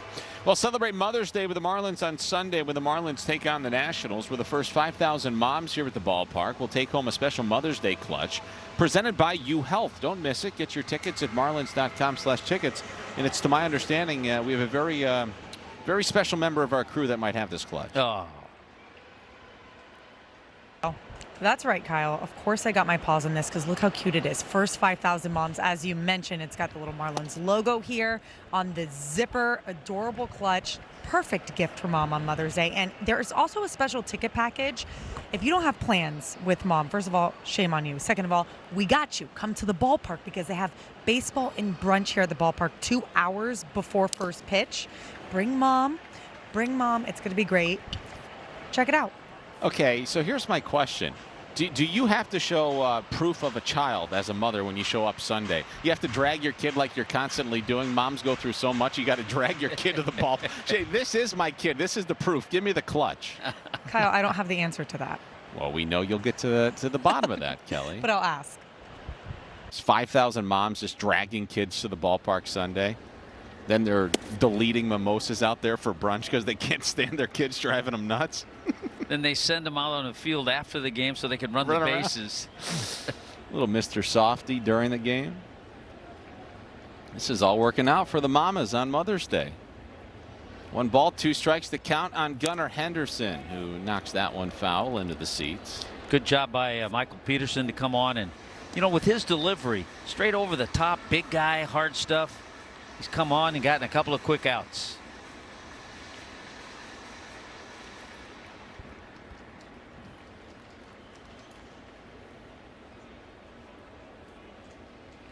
Swing and a miss. He got him, and Hicks held on to it.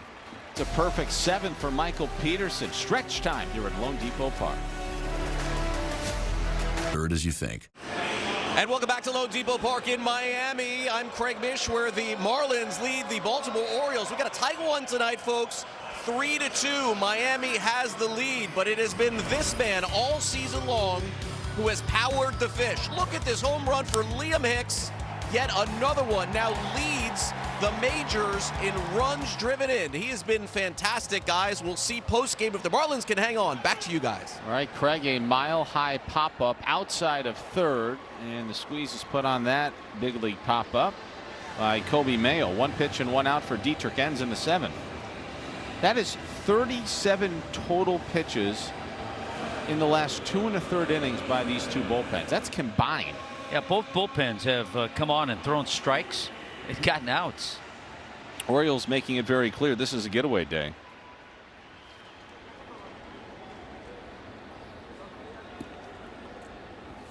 Dietrich Enns, by the way, no just relation. looking since the Norby RBI single, the Orioles have retired 13 straight. Oh, okay. They're rolling. Dietrich Enns is facing Jacob Marcy. They both went to Central Michigan University, a pair of Chippewas facing one another. So too did our producer tonight, Max Michalak. A trio. Welcome to the truck, Max. Wow, a trio of Chippewas in the building tonight. This could be historic. This could be Major League history. Enns was taken in the 19th round back in 2012. He is 34 years old. So they were not there together. They were not.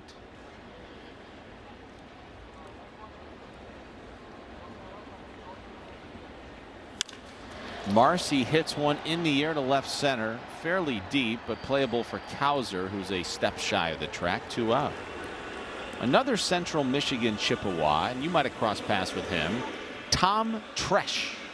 Tom Tresh, no, but I remember a switch hitting infielder with the Yankees back in the Mickey Mantle, Bill Skowron days. He was good. He was the Rookie of the Year in 1962. Tony Kubek and Tom Tresh, both switch hitters. I think I had his baseball card too. Did you? Yeah. Still got any of these cards? No. On the 1962 World Series. Why do you ask me if I know these guys when they played like in the 50s? This was late 60s. This is late 60s. Because you know what? Here's what I love about you, Hud. If I ask you about any player from like 1950 to 1970, even if you didn't play with them, you always have a story on every single player. I love it. You are an encyclopedia. I do remember these guys, yeah. I love it. I was a fan as a kid. It's great.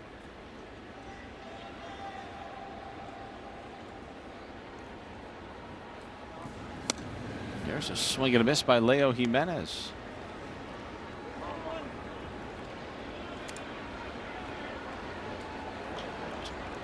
Josh Eknes is loosening in a 1-run game. Putting some faith in that young man. See if Leo can find a hole. He's hit 2 balls on the nose. He hit into that 4-3 double play up the middle, a sharply hit ball. Then he lined out to second back in the 4th inning. He needs a little luck this time.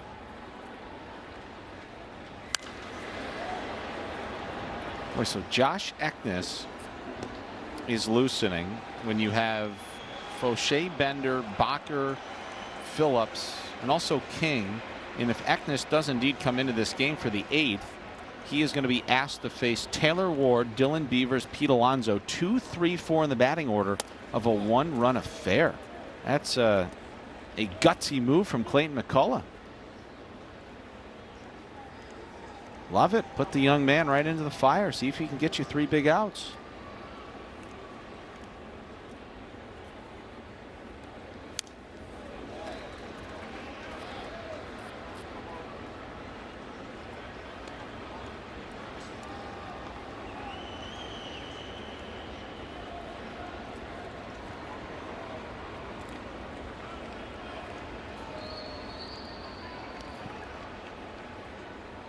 Two.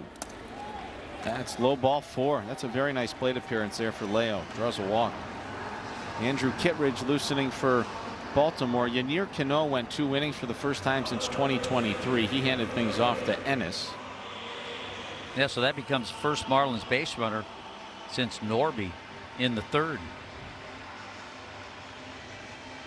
Whose RBI single is the difference in this game right now. Maybe Leo wants to try to run. Probably difficult with a lefty, but Enns is thinking about him.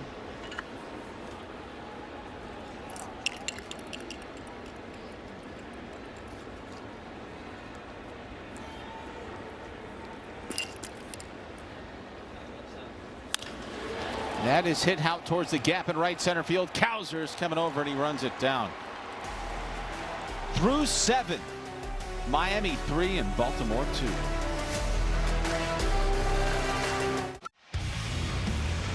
Josh Eknes is coming on to pitch for the Marlins here in the 8th. That was the family on Sunday in his major league debut.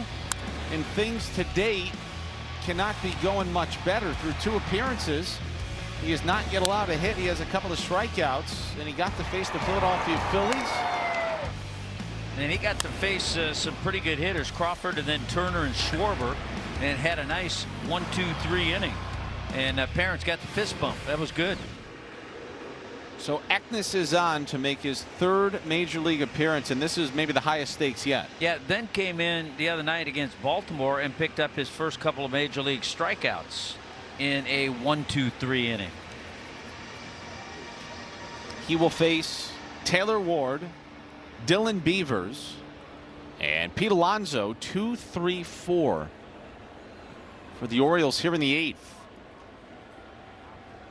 Boatloaded defensive changes for the Marlins to tell you about as well. We will begin behind the plate. Joe Mack is now catching Josh Eknes. Those two obviously familiar with one another from AAA Jacksonville.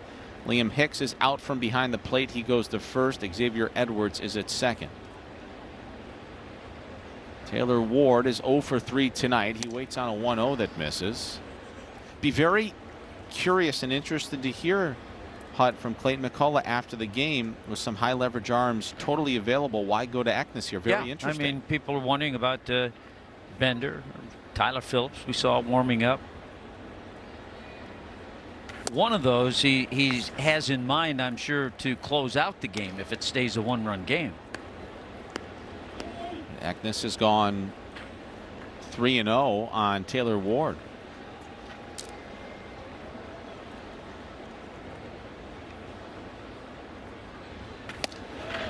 There's a strike.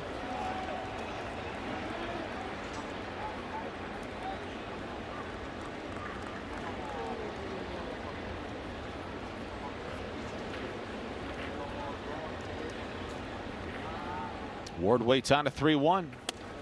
High and tight, ball 4. Interesting start here in the 8th for Eknes. First walk issued by the bullpen. First base runner that Eknes has allowed in the major leagues. And here's Dylan Beavers.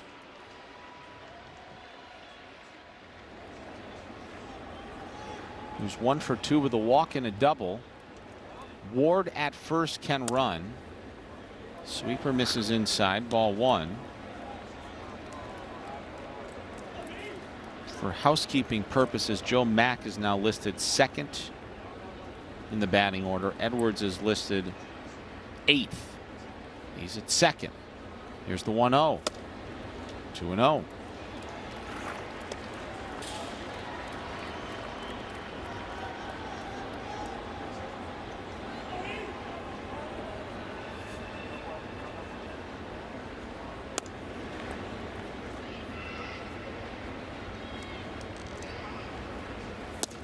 Beavers takes ball 3.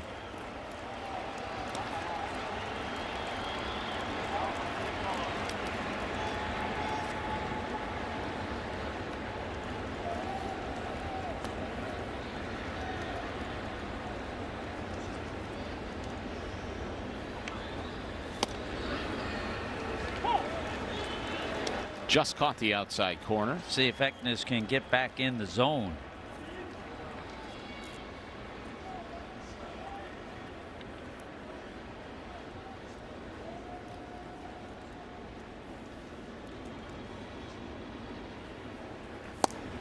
Just right down the middle for strike 2 at 96 miles an hour. And can't imagine they'd call anything but another fastball right here. Yeah, it almost looked like Beavers was taking all the way too. Which you could probably understand when 7 of his first 10 pitches are out of the strike zone. See if Ward goes. Orioles probably want to stay out of a double play. He is not going, and the 3-2 pitch is hit in the air, foul. That'll reach the seats, and it was a fastball. That one was center cut, but Eknes obviously had to throw a strike. Yeah, I think he'll stay with that again too. Of course, the last time the Orioles sent a runner in that situation, they did hit into a double play. That line drive that Kowser hit. Ward at first. He drew a leadoff walk in the 8th. He is going, and the 3-2 is yanked foul. And that wasn't a fastball. It was the sweeper. So Ward was not going on the original payoff pitch. He was going this time. Now, Beavers, he drew the huge walk in game 1 in the first inning. We know he can really battle. Will they continue to send Ward? Yeah, I think he'll go again.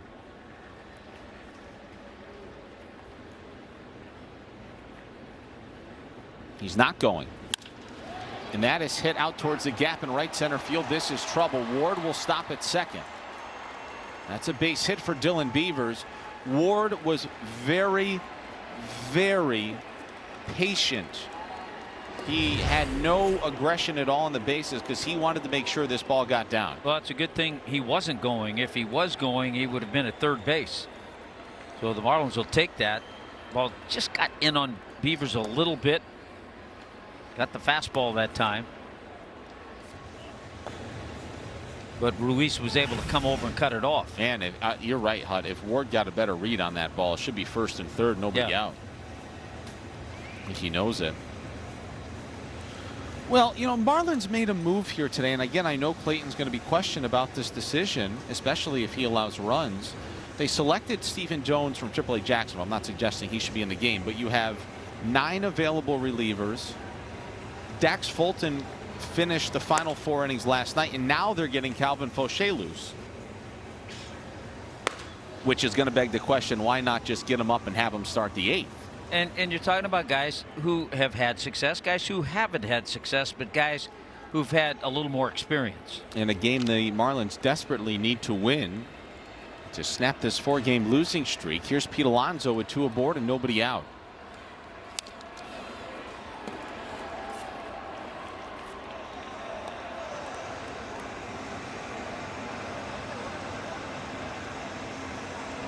Alonso 0 for 3 and 3 for 11 in this series with 2 doubles, a homer, and 5 RBIs. He has grounded out, struck out, and flown out tonight. Ward at second, Beavers at first, nobody out. And that missed outside. Alonso playing in his 106th game against the Marlins. There you go. They're the numbers. 16 of those 33 have been here. Don't tell me that. He waits on a 1-1. And he swings and he breaks his bat. That's a little flare into center field. It's down for a base hit. Here comes Ward. Here comes the throw from Marcy. It's not good, and we're tied. Yeah, I don't think I'm going to be the only one that questions this one. With the experience in the bullpen and with the job that Dax Fulton did last night to save that experience.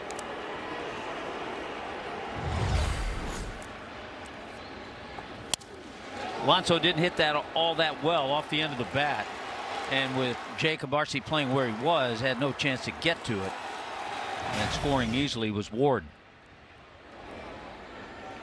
Here's Basayo. Anybody else up there, the Orioles would probably ask somebody to drop down a bunt. Almost makes you wonder if there's an injury out there we may not know about with somebody, one of these high leverage arms. That too could happen. Yeah. We did see Phillips warming up earlier, though. Saw Phillips, Peterson, Nardi, Fauché. Saw Bender. So no, everybody is more than available. There's a 2-0 coming.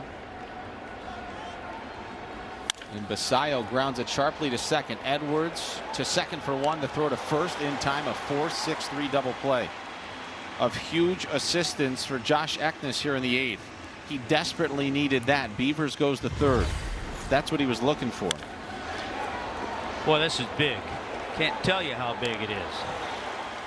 Yeah, the sad part, though, it takes Max Meyer off the hook to maybe pick up a win, though. Sure does. Now it's back to a tie game.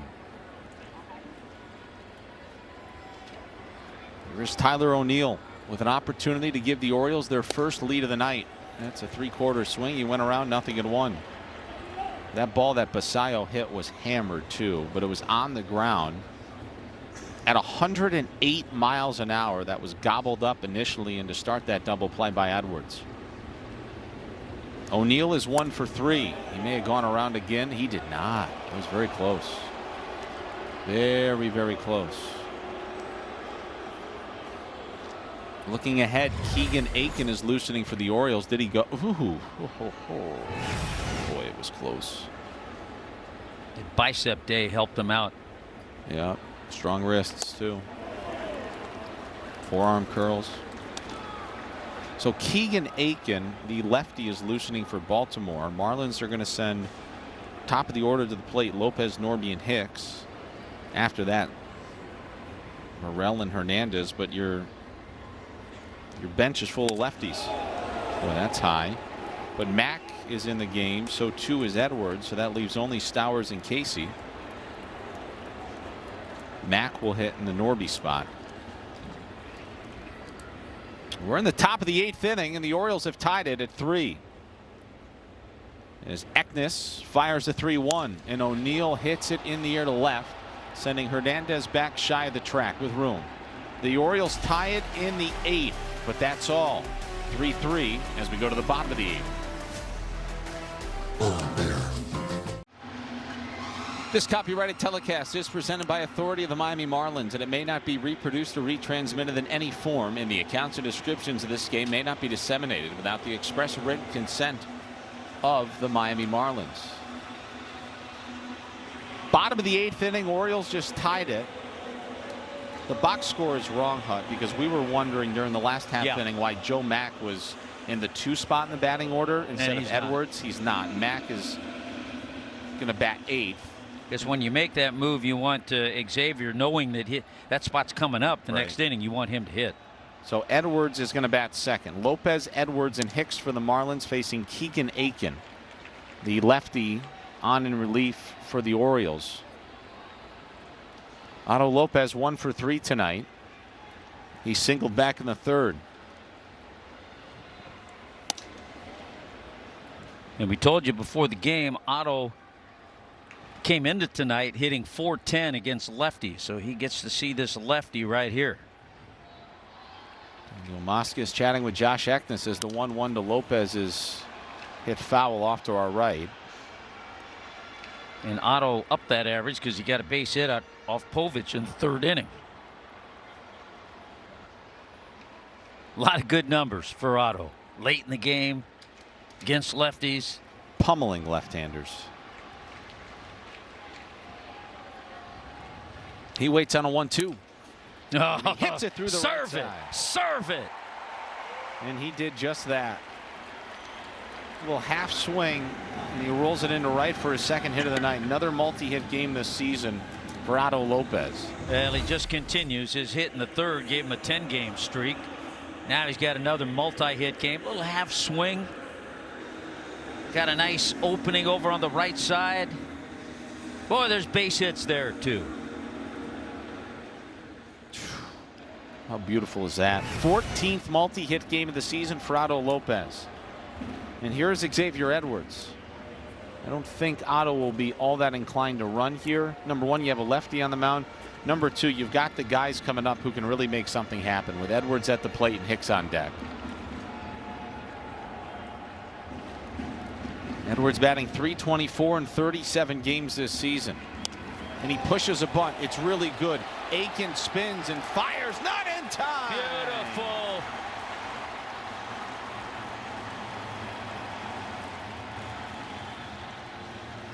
First and second with nobody out. Put that on a video that we're going to show all the kids in South Florida. Beautifully executed by Xavier Edwards. He's thinking base hit. I mean, it's a sacrifice. He does move the runner. It's a base hit, though, because he executed perfectly. We saw Liam Hicks' effort to drop down a bunt in his last trip to the plate. He had 3 sacrifice bunts last season. Will he try to push one right here? Do you ask Liam Hicks, who's your top RBI man in Major League Baseball, to drop down a bunt right here? Yes. We're about to find out. No. Missed outside. Have to stay out of a double play. They have him played to pull on the infield. There's your RBI leaders in the big leagues. Otto's at second with Edwards at first. The pitch. That missed. 2-0.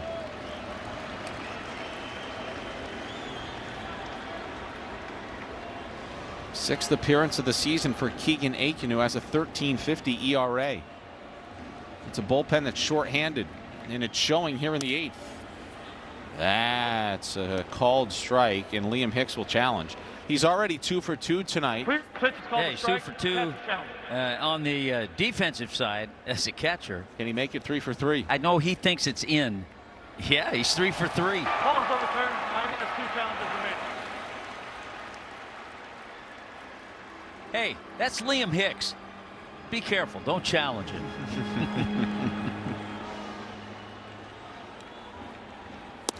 There's a strike. 14 multi-hit games, by the way, for Otto Lopez at second, 5th most in Major League Baseball this season. That is your go-ahead run with nobody out. First and second, 3-1 coming here from Aiken to Hicks. And Liam took a big, healthy swing there on that heater. It's 3-2. Here's his home run from back in the first. Well, his first extra base hit, his first home run this year against a lefty.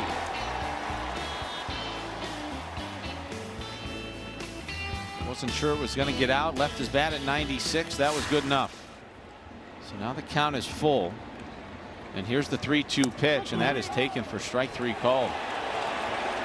It's a huge first out for Keegan Aiken.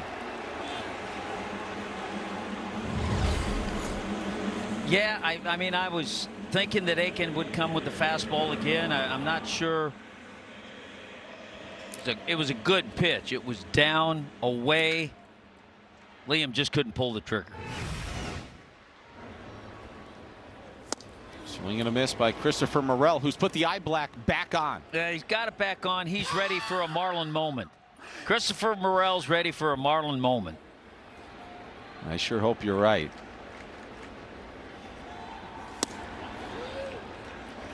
We have seen him take so many fastballs for strikes. What does that mean to you? you? I said it the other night that he has to be guessing breaking ball to take so many fastballs for strikes. 0-2. Pop foul.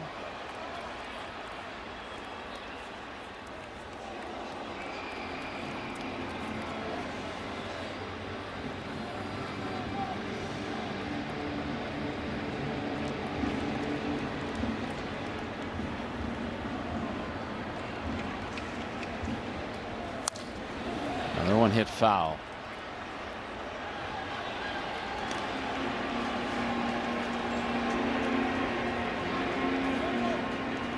Christopher Morel with a chance to give the Marlins lead here in the 8th.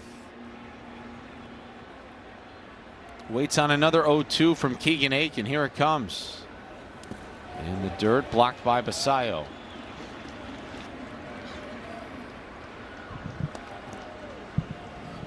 Plenty of speed at second with Otto. Pretty good speed over at first, too, with X. Who's halfway down to second because that's where Alonso's playing.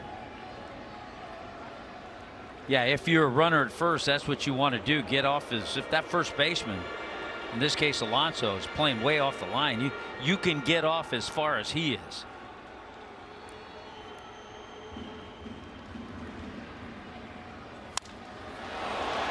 Fly ball to left center. Kowser's there and he makes the catch. Lopez will tag. Here comes a throw. It's a little offline. Both runners advance. Now the go-ahead run is at third, but now there's 2 out. It's good base running too by both runners. Otto realizing it deep enough that he could go second to third, and then Xavier watching the throw, watching where the throw goes. Okay, watch both runners. Okay, X hustles back to first base and then sees the throw go to third. Once he sees that, he knows he's going to get to second easily.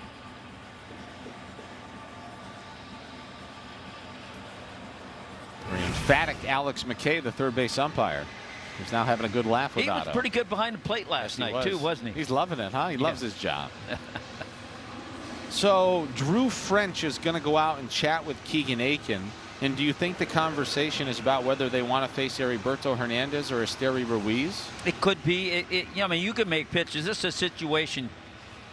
They could think they can get either, but if they fall behind Hernandez, don't worry about it because first base is open.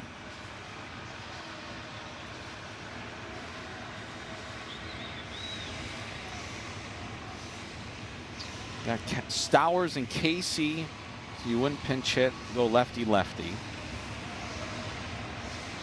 So in his return to the major leagues tonight, Heriberto Hernandez has an opportunity to give the Marlins the lead. Josh Eknes allowed the tying run to score in the 8th in the top half of this inning. Good fastball in the inside corner to start Hernandez off. Heriberto 0 for 3 tonight, fly out, ground out, line out. His last plate appearance, he hit the ball very hard to right. Well, he might be guessing a little bit. Thought he was getting something softer. Nothing in 2. Well, you just hate to see guys take good fastballs. I don't know. 0-2. Just high.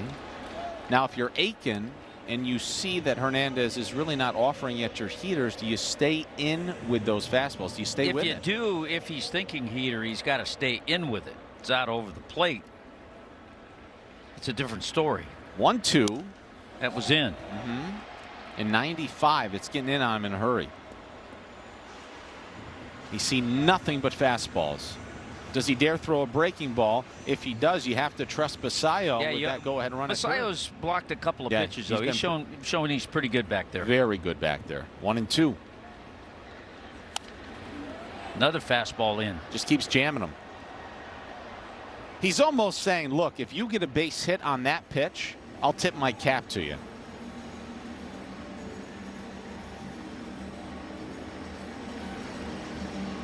"31-year-old left-hander out of Michigan in his 7th season, all with the Orioles, ready with another 1-2. Here it comes, and it's in the dirt. Change-up that time. Sets up the fastball. If you're Heriberto, what are you thinking? Well, now? you got change up away. He can probably. It looks like the fastball is the pitch he likes the best. So I would say he's going to go back in there. Now a 2-2. And he popped them up. Marlins got consecutive singles to start this inning, and they come away empty-handed. Still 3-3 as we go to the 9th.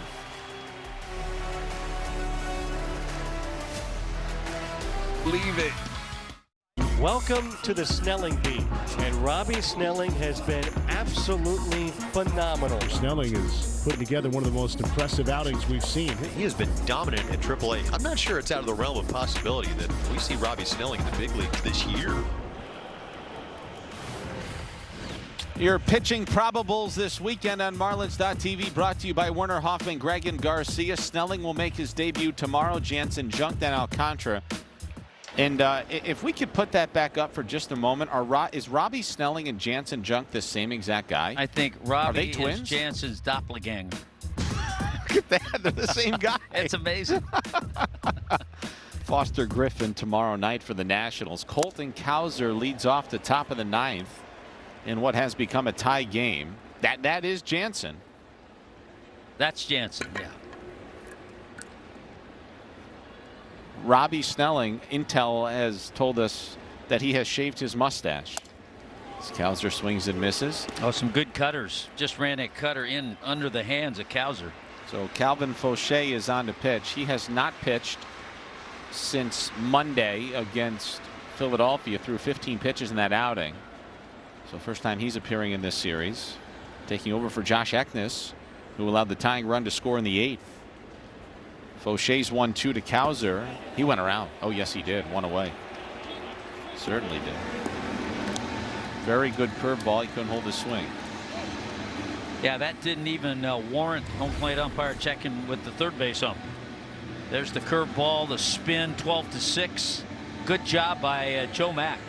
Anytime you have that 2-strike situation on a hitter, you got to block that pitch, because if it gets by you, he can go to first. So Eknes, 1 inning, a run, 2 hits, no walks, no strikeouts. There is Kobe Mayo. The Orioles don't score here. They're going to hope they can force extras, and it looks like they're going to keep Keegan Aiken out there, because again, we believe they're really shorthanded tonight. And don't forget, Cade Povich started this game for Baltimore. They've got 3 guys in the bullpen that have all pitched in the first 2 games of the series. There's Andrew Kittredge, who's loosening, but Povich left with a forearm issue after 3 innings. Cano went 2, Enns went 2. Might ask Aiken to go 2 as well. The Orioles are 17-20 under first-year manager Craig Albernaz. The Marlins are 16-21. And they're trying tonight to avoid falling under 500 here at home, where coming into this homestand they were playing really good baseball, but they've dropped 5 of 6. As Mayo waits on a 1-2 from Fauché. That missed. How about the Cubs? Their win today. They've won 15 straight at Wrigley Field.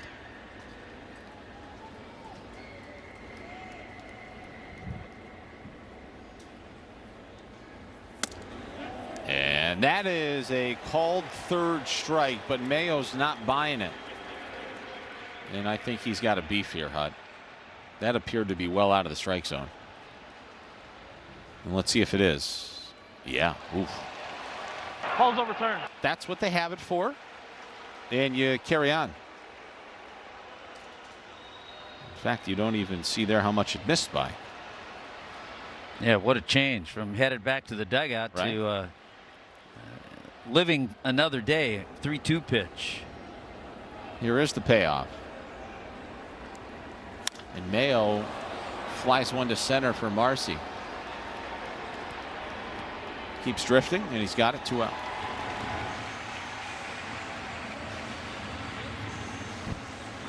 And Jeremiah Jackson will be the batter. So Albernaz has still not yet gone to his bench. He's got Wilson, Alexander, Rutschman, and Taveras, a pair of switch hitters available to him. Jackson, the number 9 batter, batting with Gunnar Henderson on deck. Tied at 3. We're in the 9th. That is grounded into right. That actually deflected off the glove of Edwards, and a 2-out single will bring Gunnar Henderson to the plate. Very dangerous hitter. Boy, yeah, shading him a little bit up the middle, which is where they've been playing him. But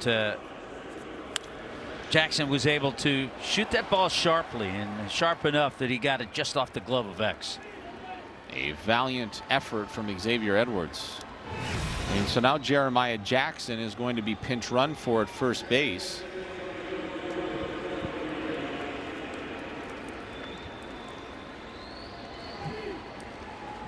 It's Blaze Alexander, and he can blaze. He's a blazer. He can run. He can steal. Let's see if he wants to give it a shot here with 2 outs with Gunnar Henderson at the dish. No go on the first one, and Henderson takes a ball, but Joe Mack will challenge. Marlins still have 2 challenges remaining. That was a very quick challenge by Joe Mack.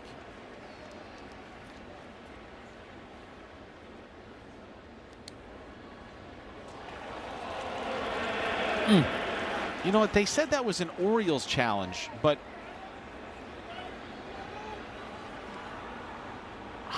so both of them tapped their helmet at the same time, and I think the home plate umpire, Willie Traynor, said because I called it a strike, the challenge is going to be credited to Henderson, who dribbles one to first, and Fauché gets to the bag, and he's out.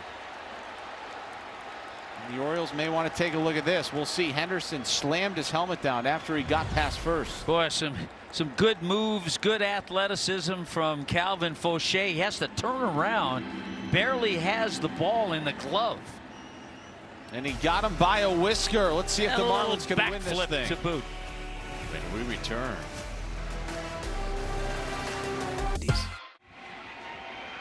All right, back here at Lone Depot Park, where we are tied at 3. We're going to the bottom of the 9th, and the Marlins have an opportunity to win this thing.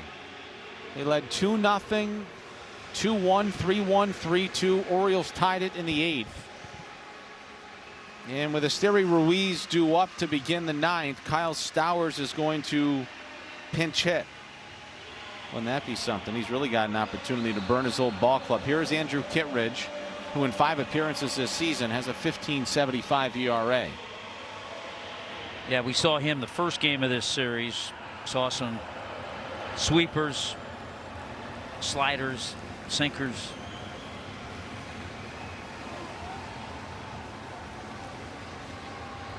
He allowed 1 run in game 1. He was charged with a blown save. The run was unearned. So here is Kyle Stowers, and he takes ball 1. Now for Kittredge, the veteran right-hander, his ERA is gaudy, but 4 of his 5 appearances this season have been scoreless. He allowed 7 runs on 7 hits 4 days ago against the Yankees. As Stowers gets underneath this, that's way up near the rafters. Here comes Pete Alonso, and he's got it. So pop out for Stowers to begin the 9th, and here comes Marcy.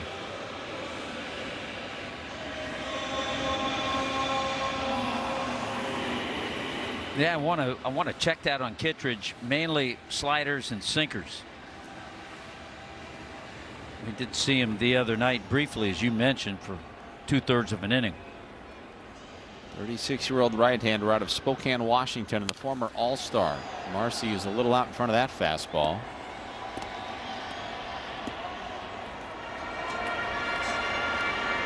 If it goes to extras, Tyler Phillips is the one loosening for Miami. Marcy 0 for 2 tonight, was hit by a pitch back in the 2nd. He sits and waits on an 0-1. There's that sinker. There's Tyler getting loose. Blaze Alexander pinch ran for Jeremiah Jackson. He does stay in at second base. The 1-1 swung on and missed, and it's becoming a unfortunate reoccurring trend there for Jacob. He keeps losing his bat. That one had some serious carry to it as well. Look how far this one. And you're right. I don't know if I have an explanation as to the meaning of why. But we've seen that, I think, a lot more than we saw last year. Jeez. He might need to put a grip on it.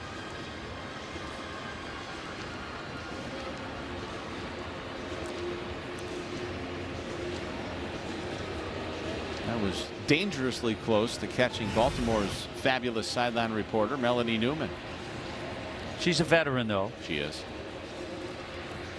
She was a trailblazer about 10 years ago now, breaking into the big leagues this current age.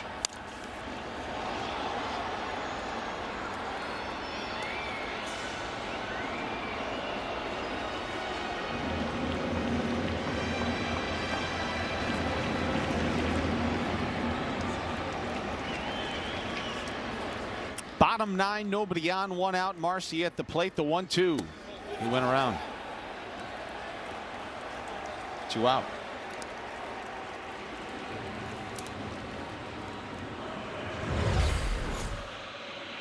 This shot will give you the good indication. See how far the bat went. A little too far, Hut. Yep.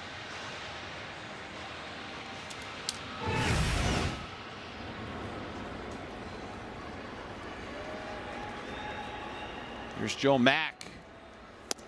Takes a strike. Joe came in to catch a couple of innings ago.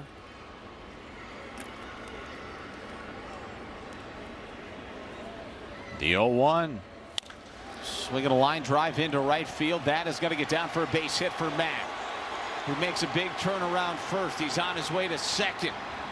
In the rookie Joe Mack doubles with 2 outs here in the bottom of the 9th. And that's where the winning run is located for Miami. Got that sinker tailing away and just hooked it down that right field line. Good job. If you watch Joe Mack now as he looked right there just before you get to second base, that's what you're supposed to do. Look at the third base coach, and he was being held by Blake Lally. Stay right there. Good job. He's going to be a good one. Yeah. Here's Javier Sanoja. Perfect guy at the plate in these situations. And strike 1.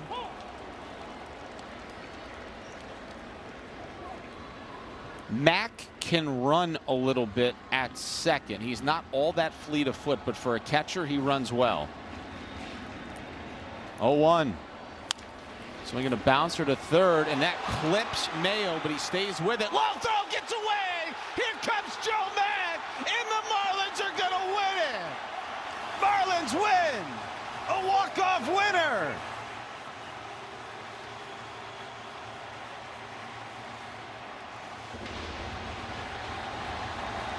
Boy, you'll take it any way you can get it when you've lost 4 in a row. It's amazing when you put the ball in play. All kinds of little things happen, but it got started with 2 out. The big 2-out double by Joe Mack, who came in the game late in the game. And we talked about it early. Javier Sanoja puts the ball in play just about every time he's up there. Put the ball in play, got a little tricky hop at third base by Kobe Mayo. He tried to regroup and throw to first, and he threw it away. Watch this hop. It hit looked like the grass and the dirt. He tries to unload, throws it away, and just like that, the Marlins walk off. A well-needed win. Put the bat on the ball and good things will happen. Now, Hutt, as a former first baseman, does Alonso have enough time to think there? Should I just try to keep this ball in front of me? You got to try that. The ball was thrown really hard. Not easy at all for any first baseman. Yep.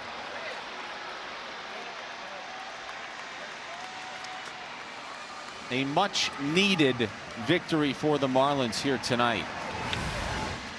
Good to see a little celebrating out there for a while. What did Bob Guerin tell Clayton McCullough? Bob Guerin, longtime coach with the Dodgers, of course, was there when Clayton was there, told Clayton, you know what? And he's a funny guy. Bob's a funny guy. He said every winning streak starts after you've lost a game. Time to start a new winning streak here tonight.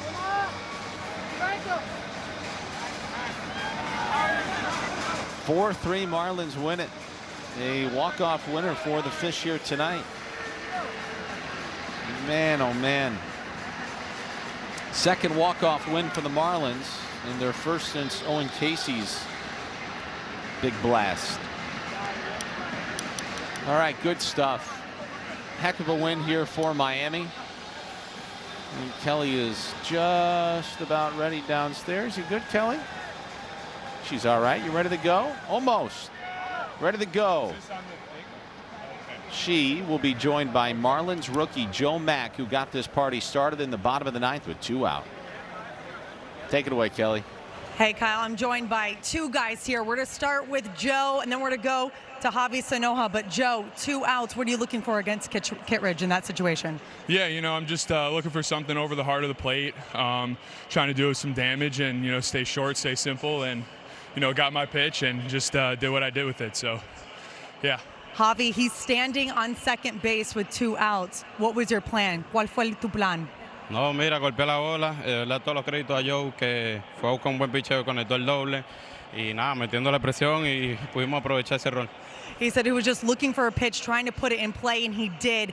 When he put the ball in play, how did it unfold in front of you? Yeah, I definitely got to work on my base running there, but I kind of hesitated a little bit, but as soon as he made the throw, and missed it, just sprinted home. So, yeah, it was a fun experience. Before we let you guys go, what can a win like this do for your team?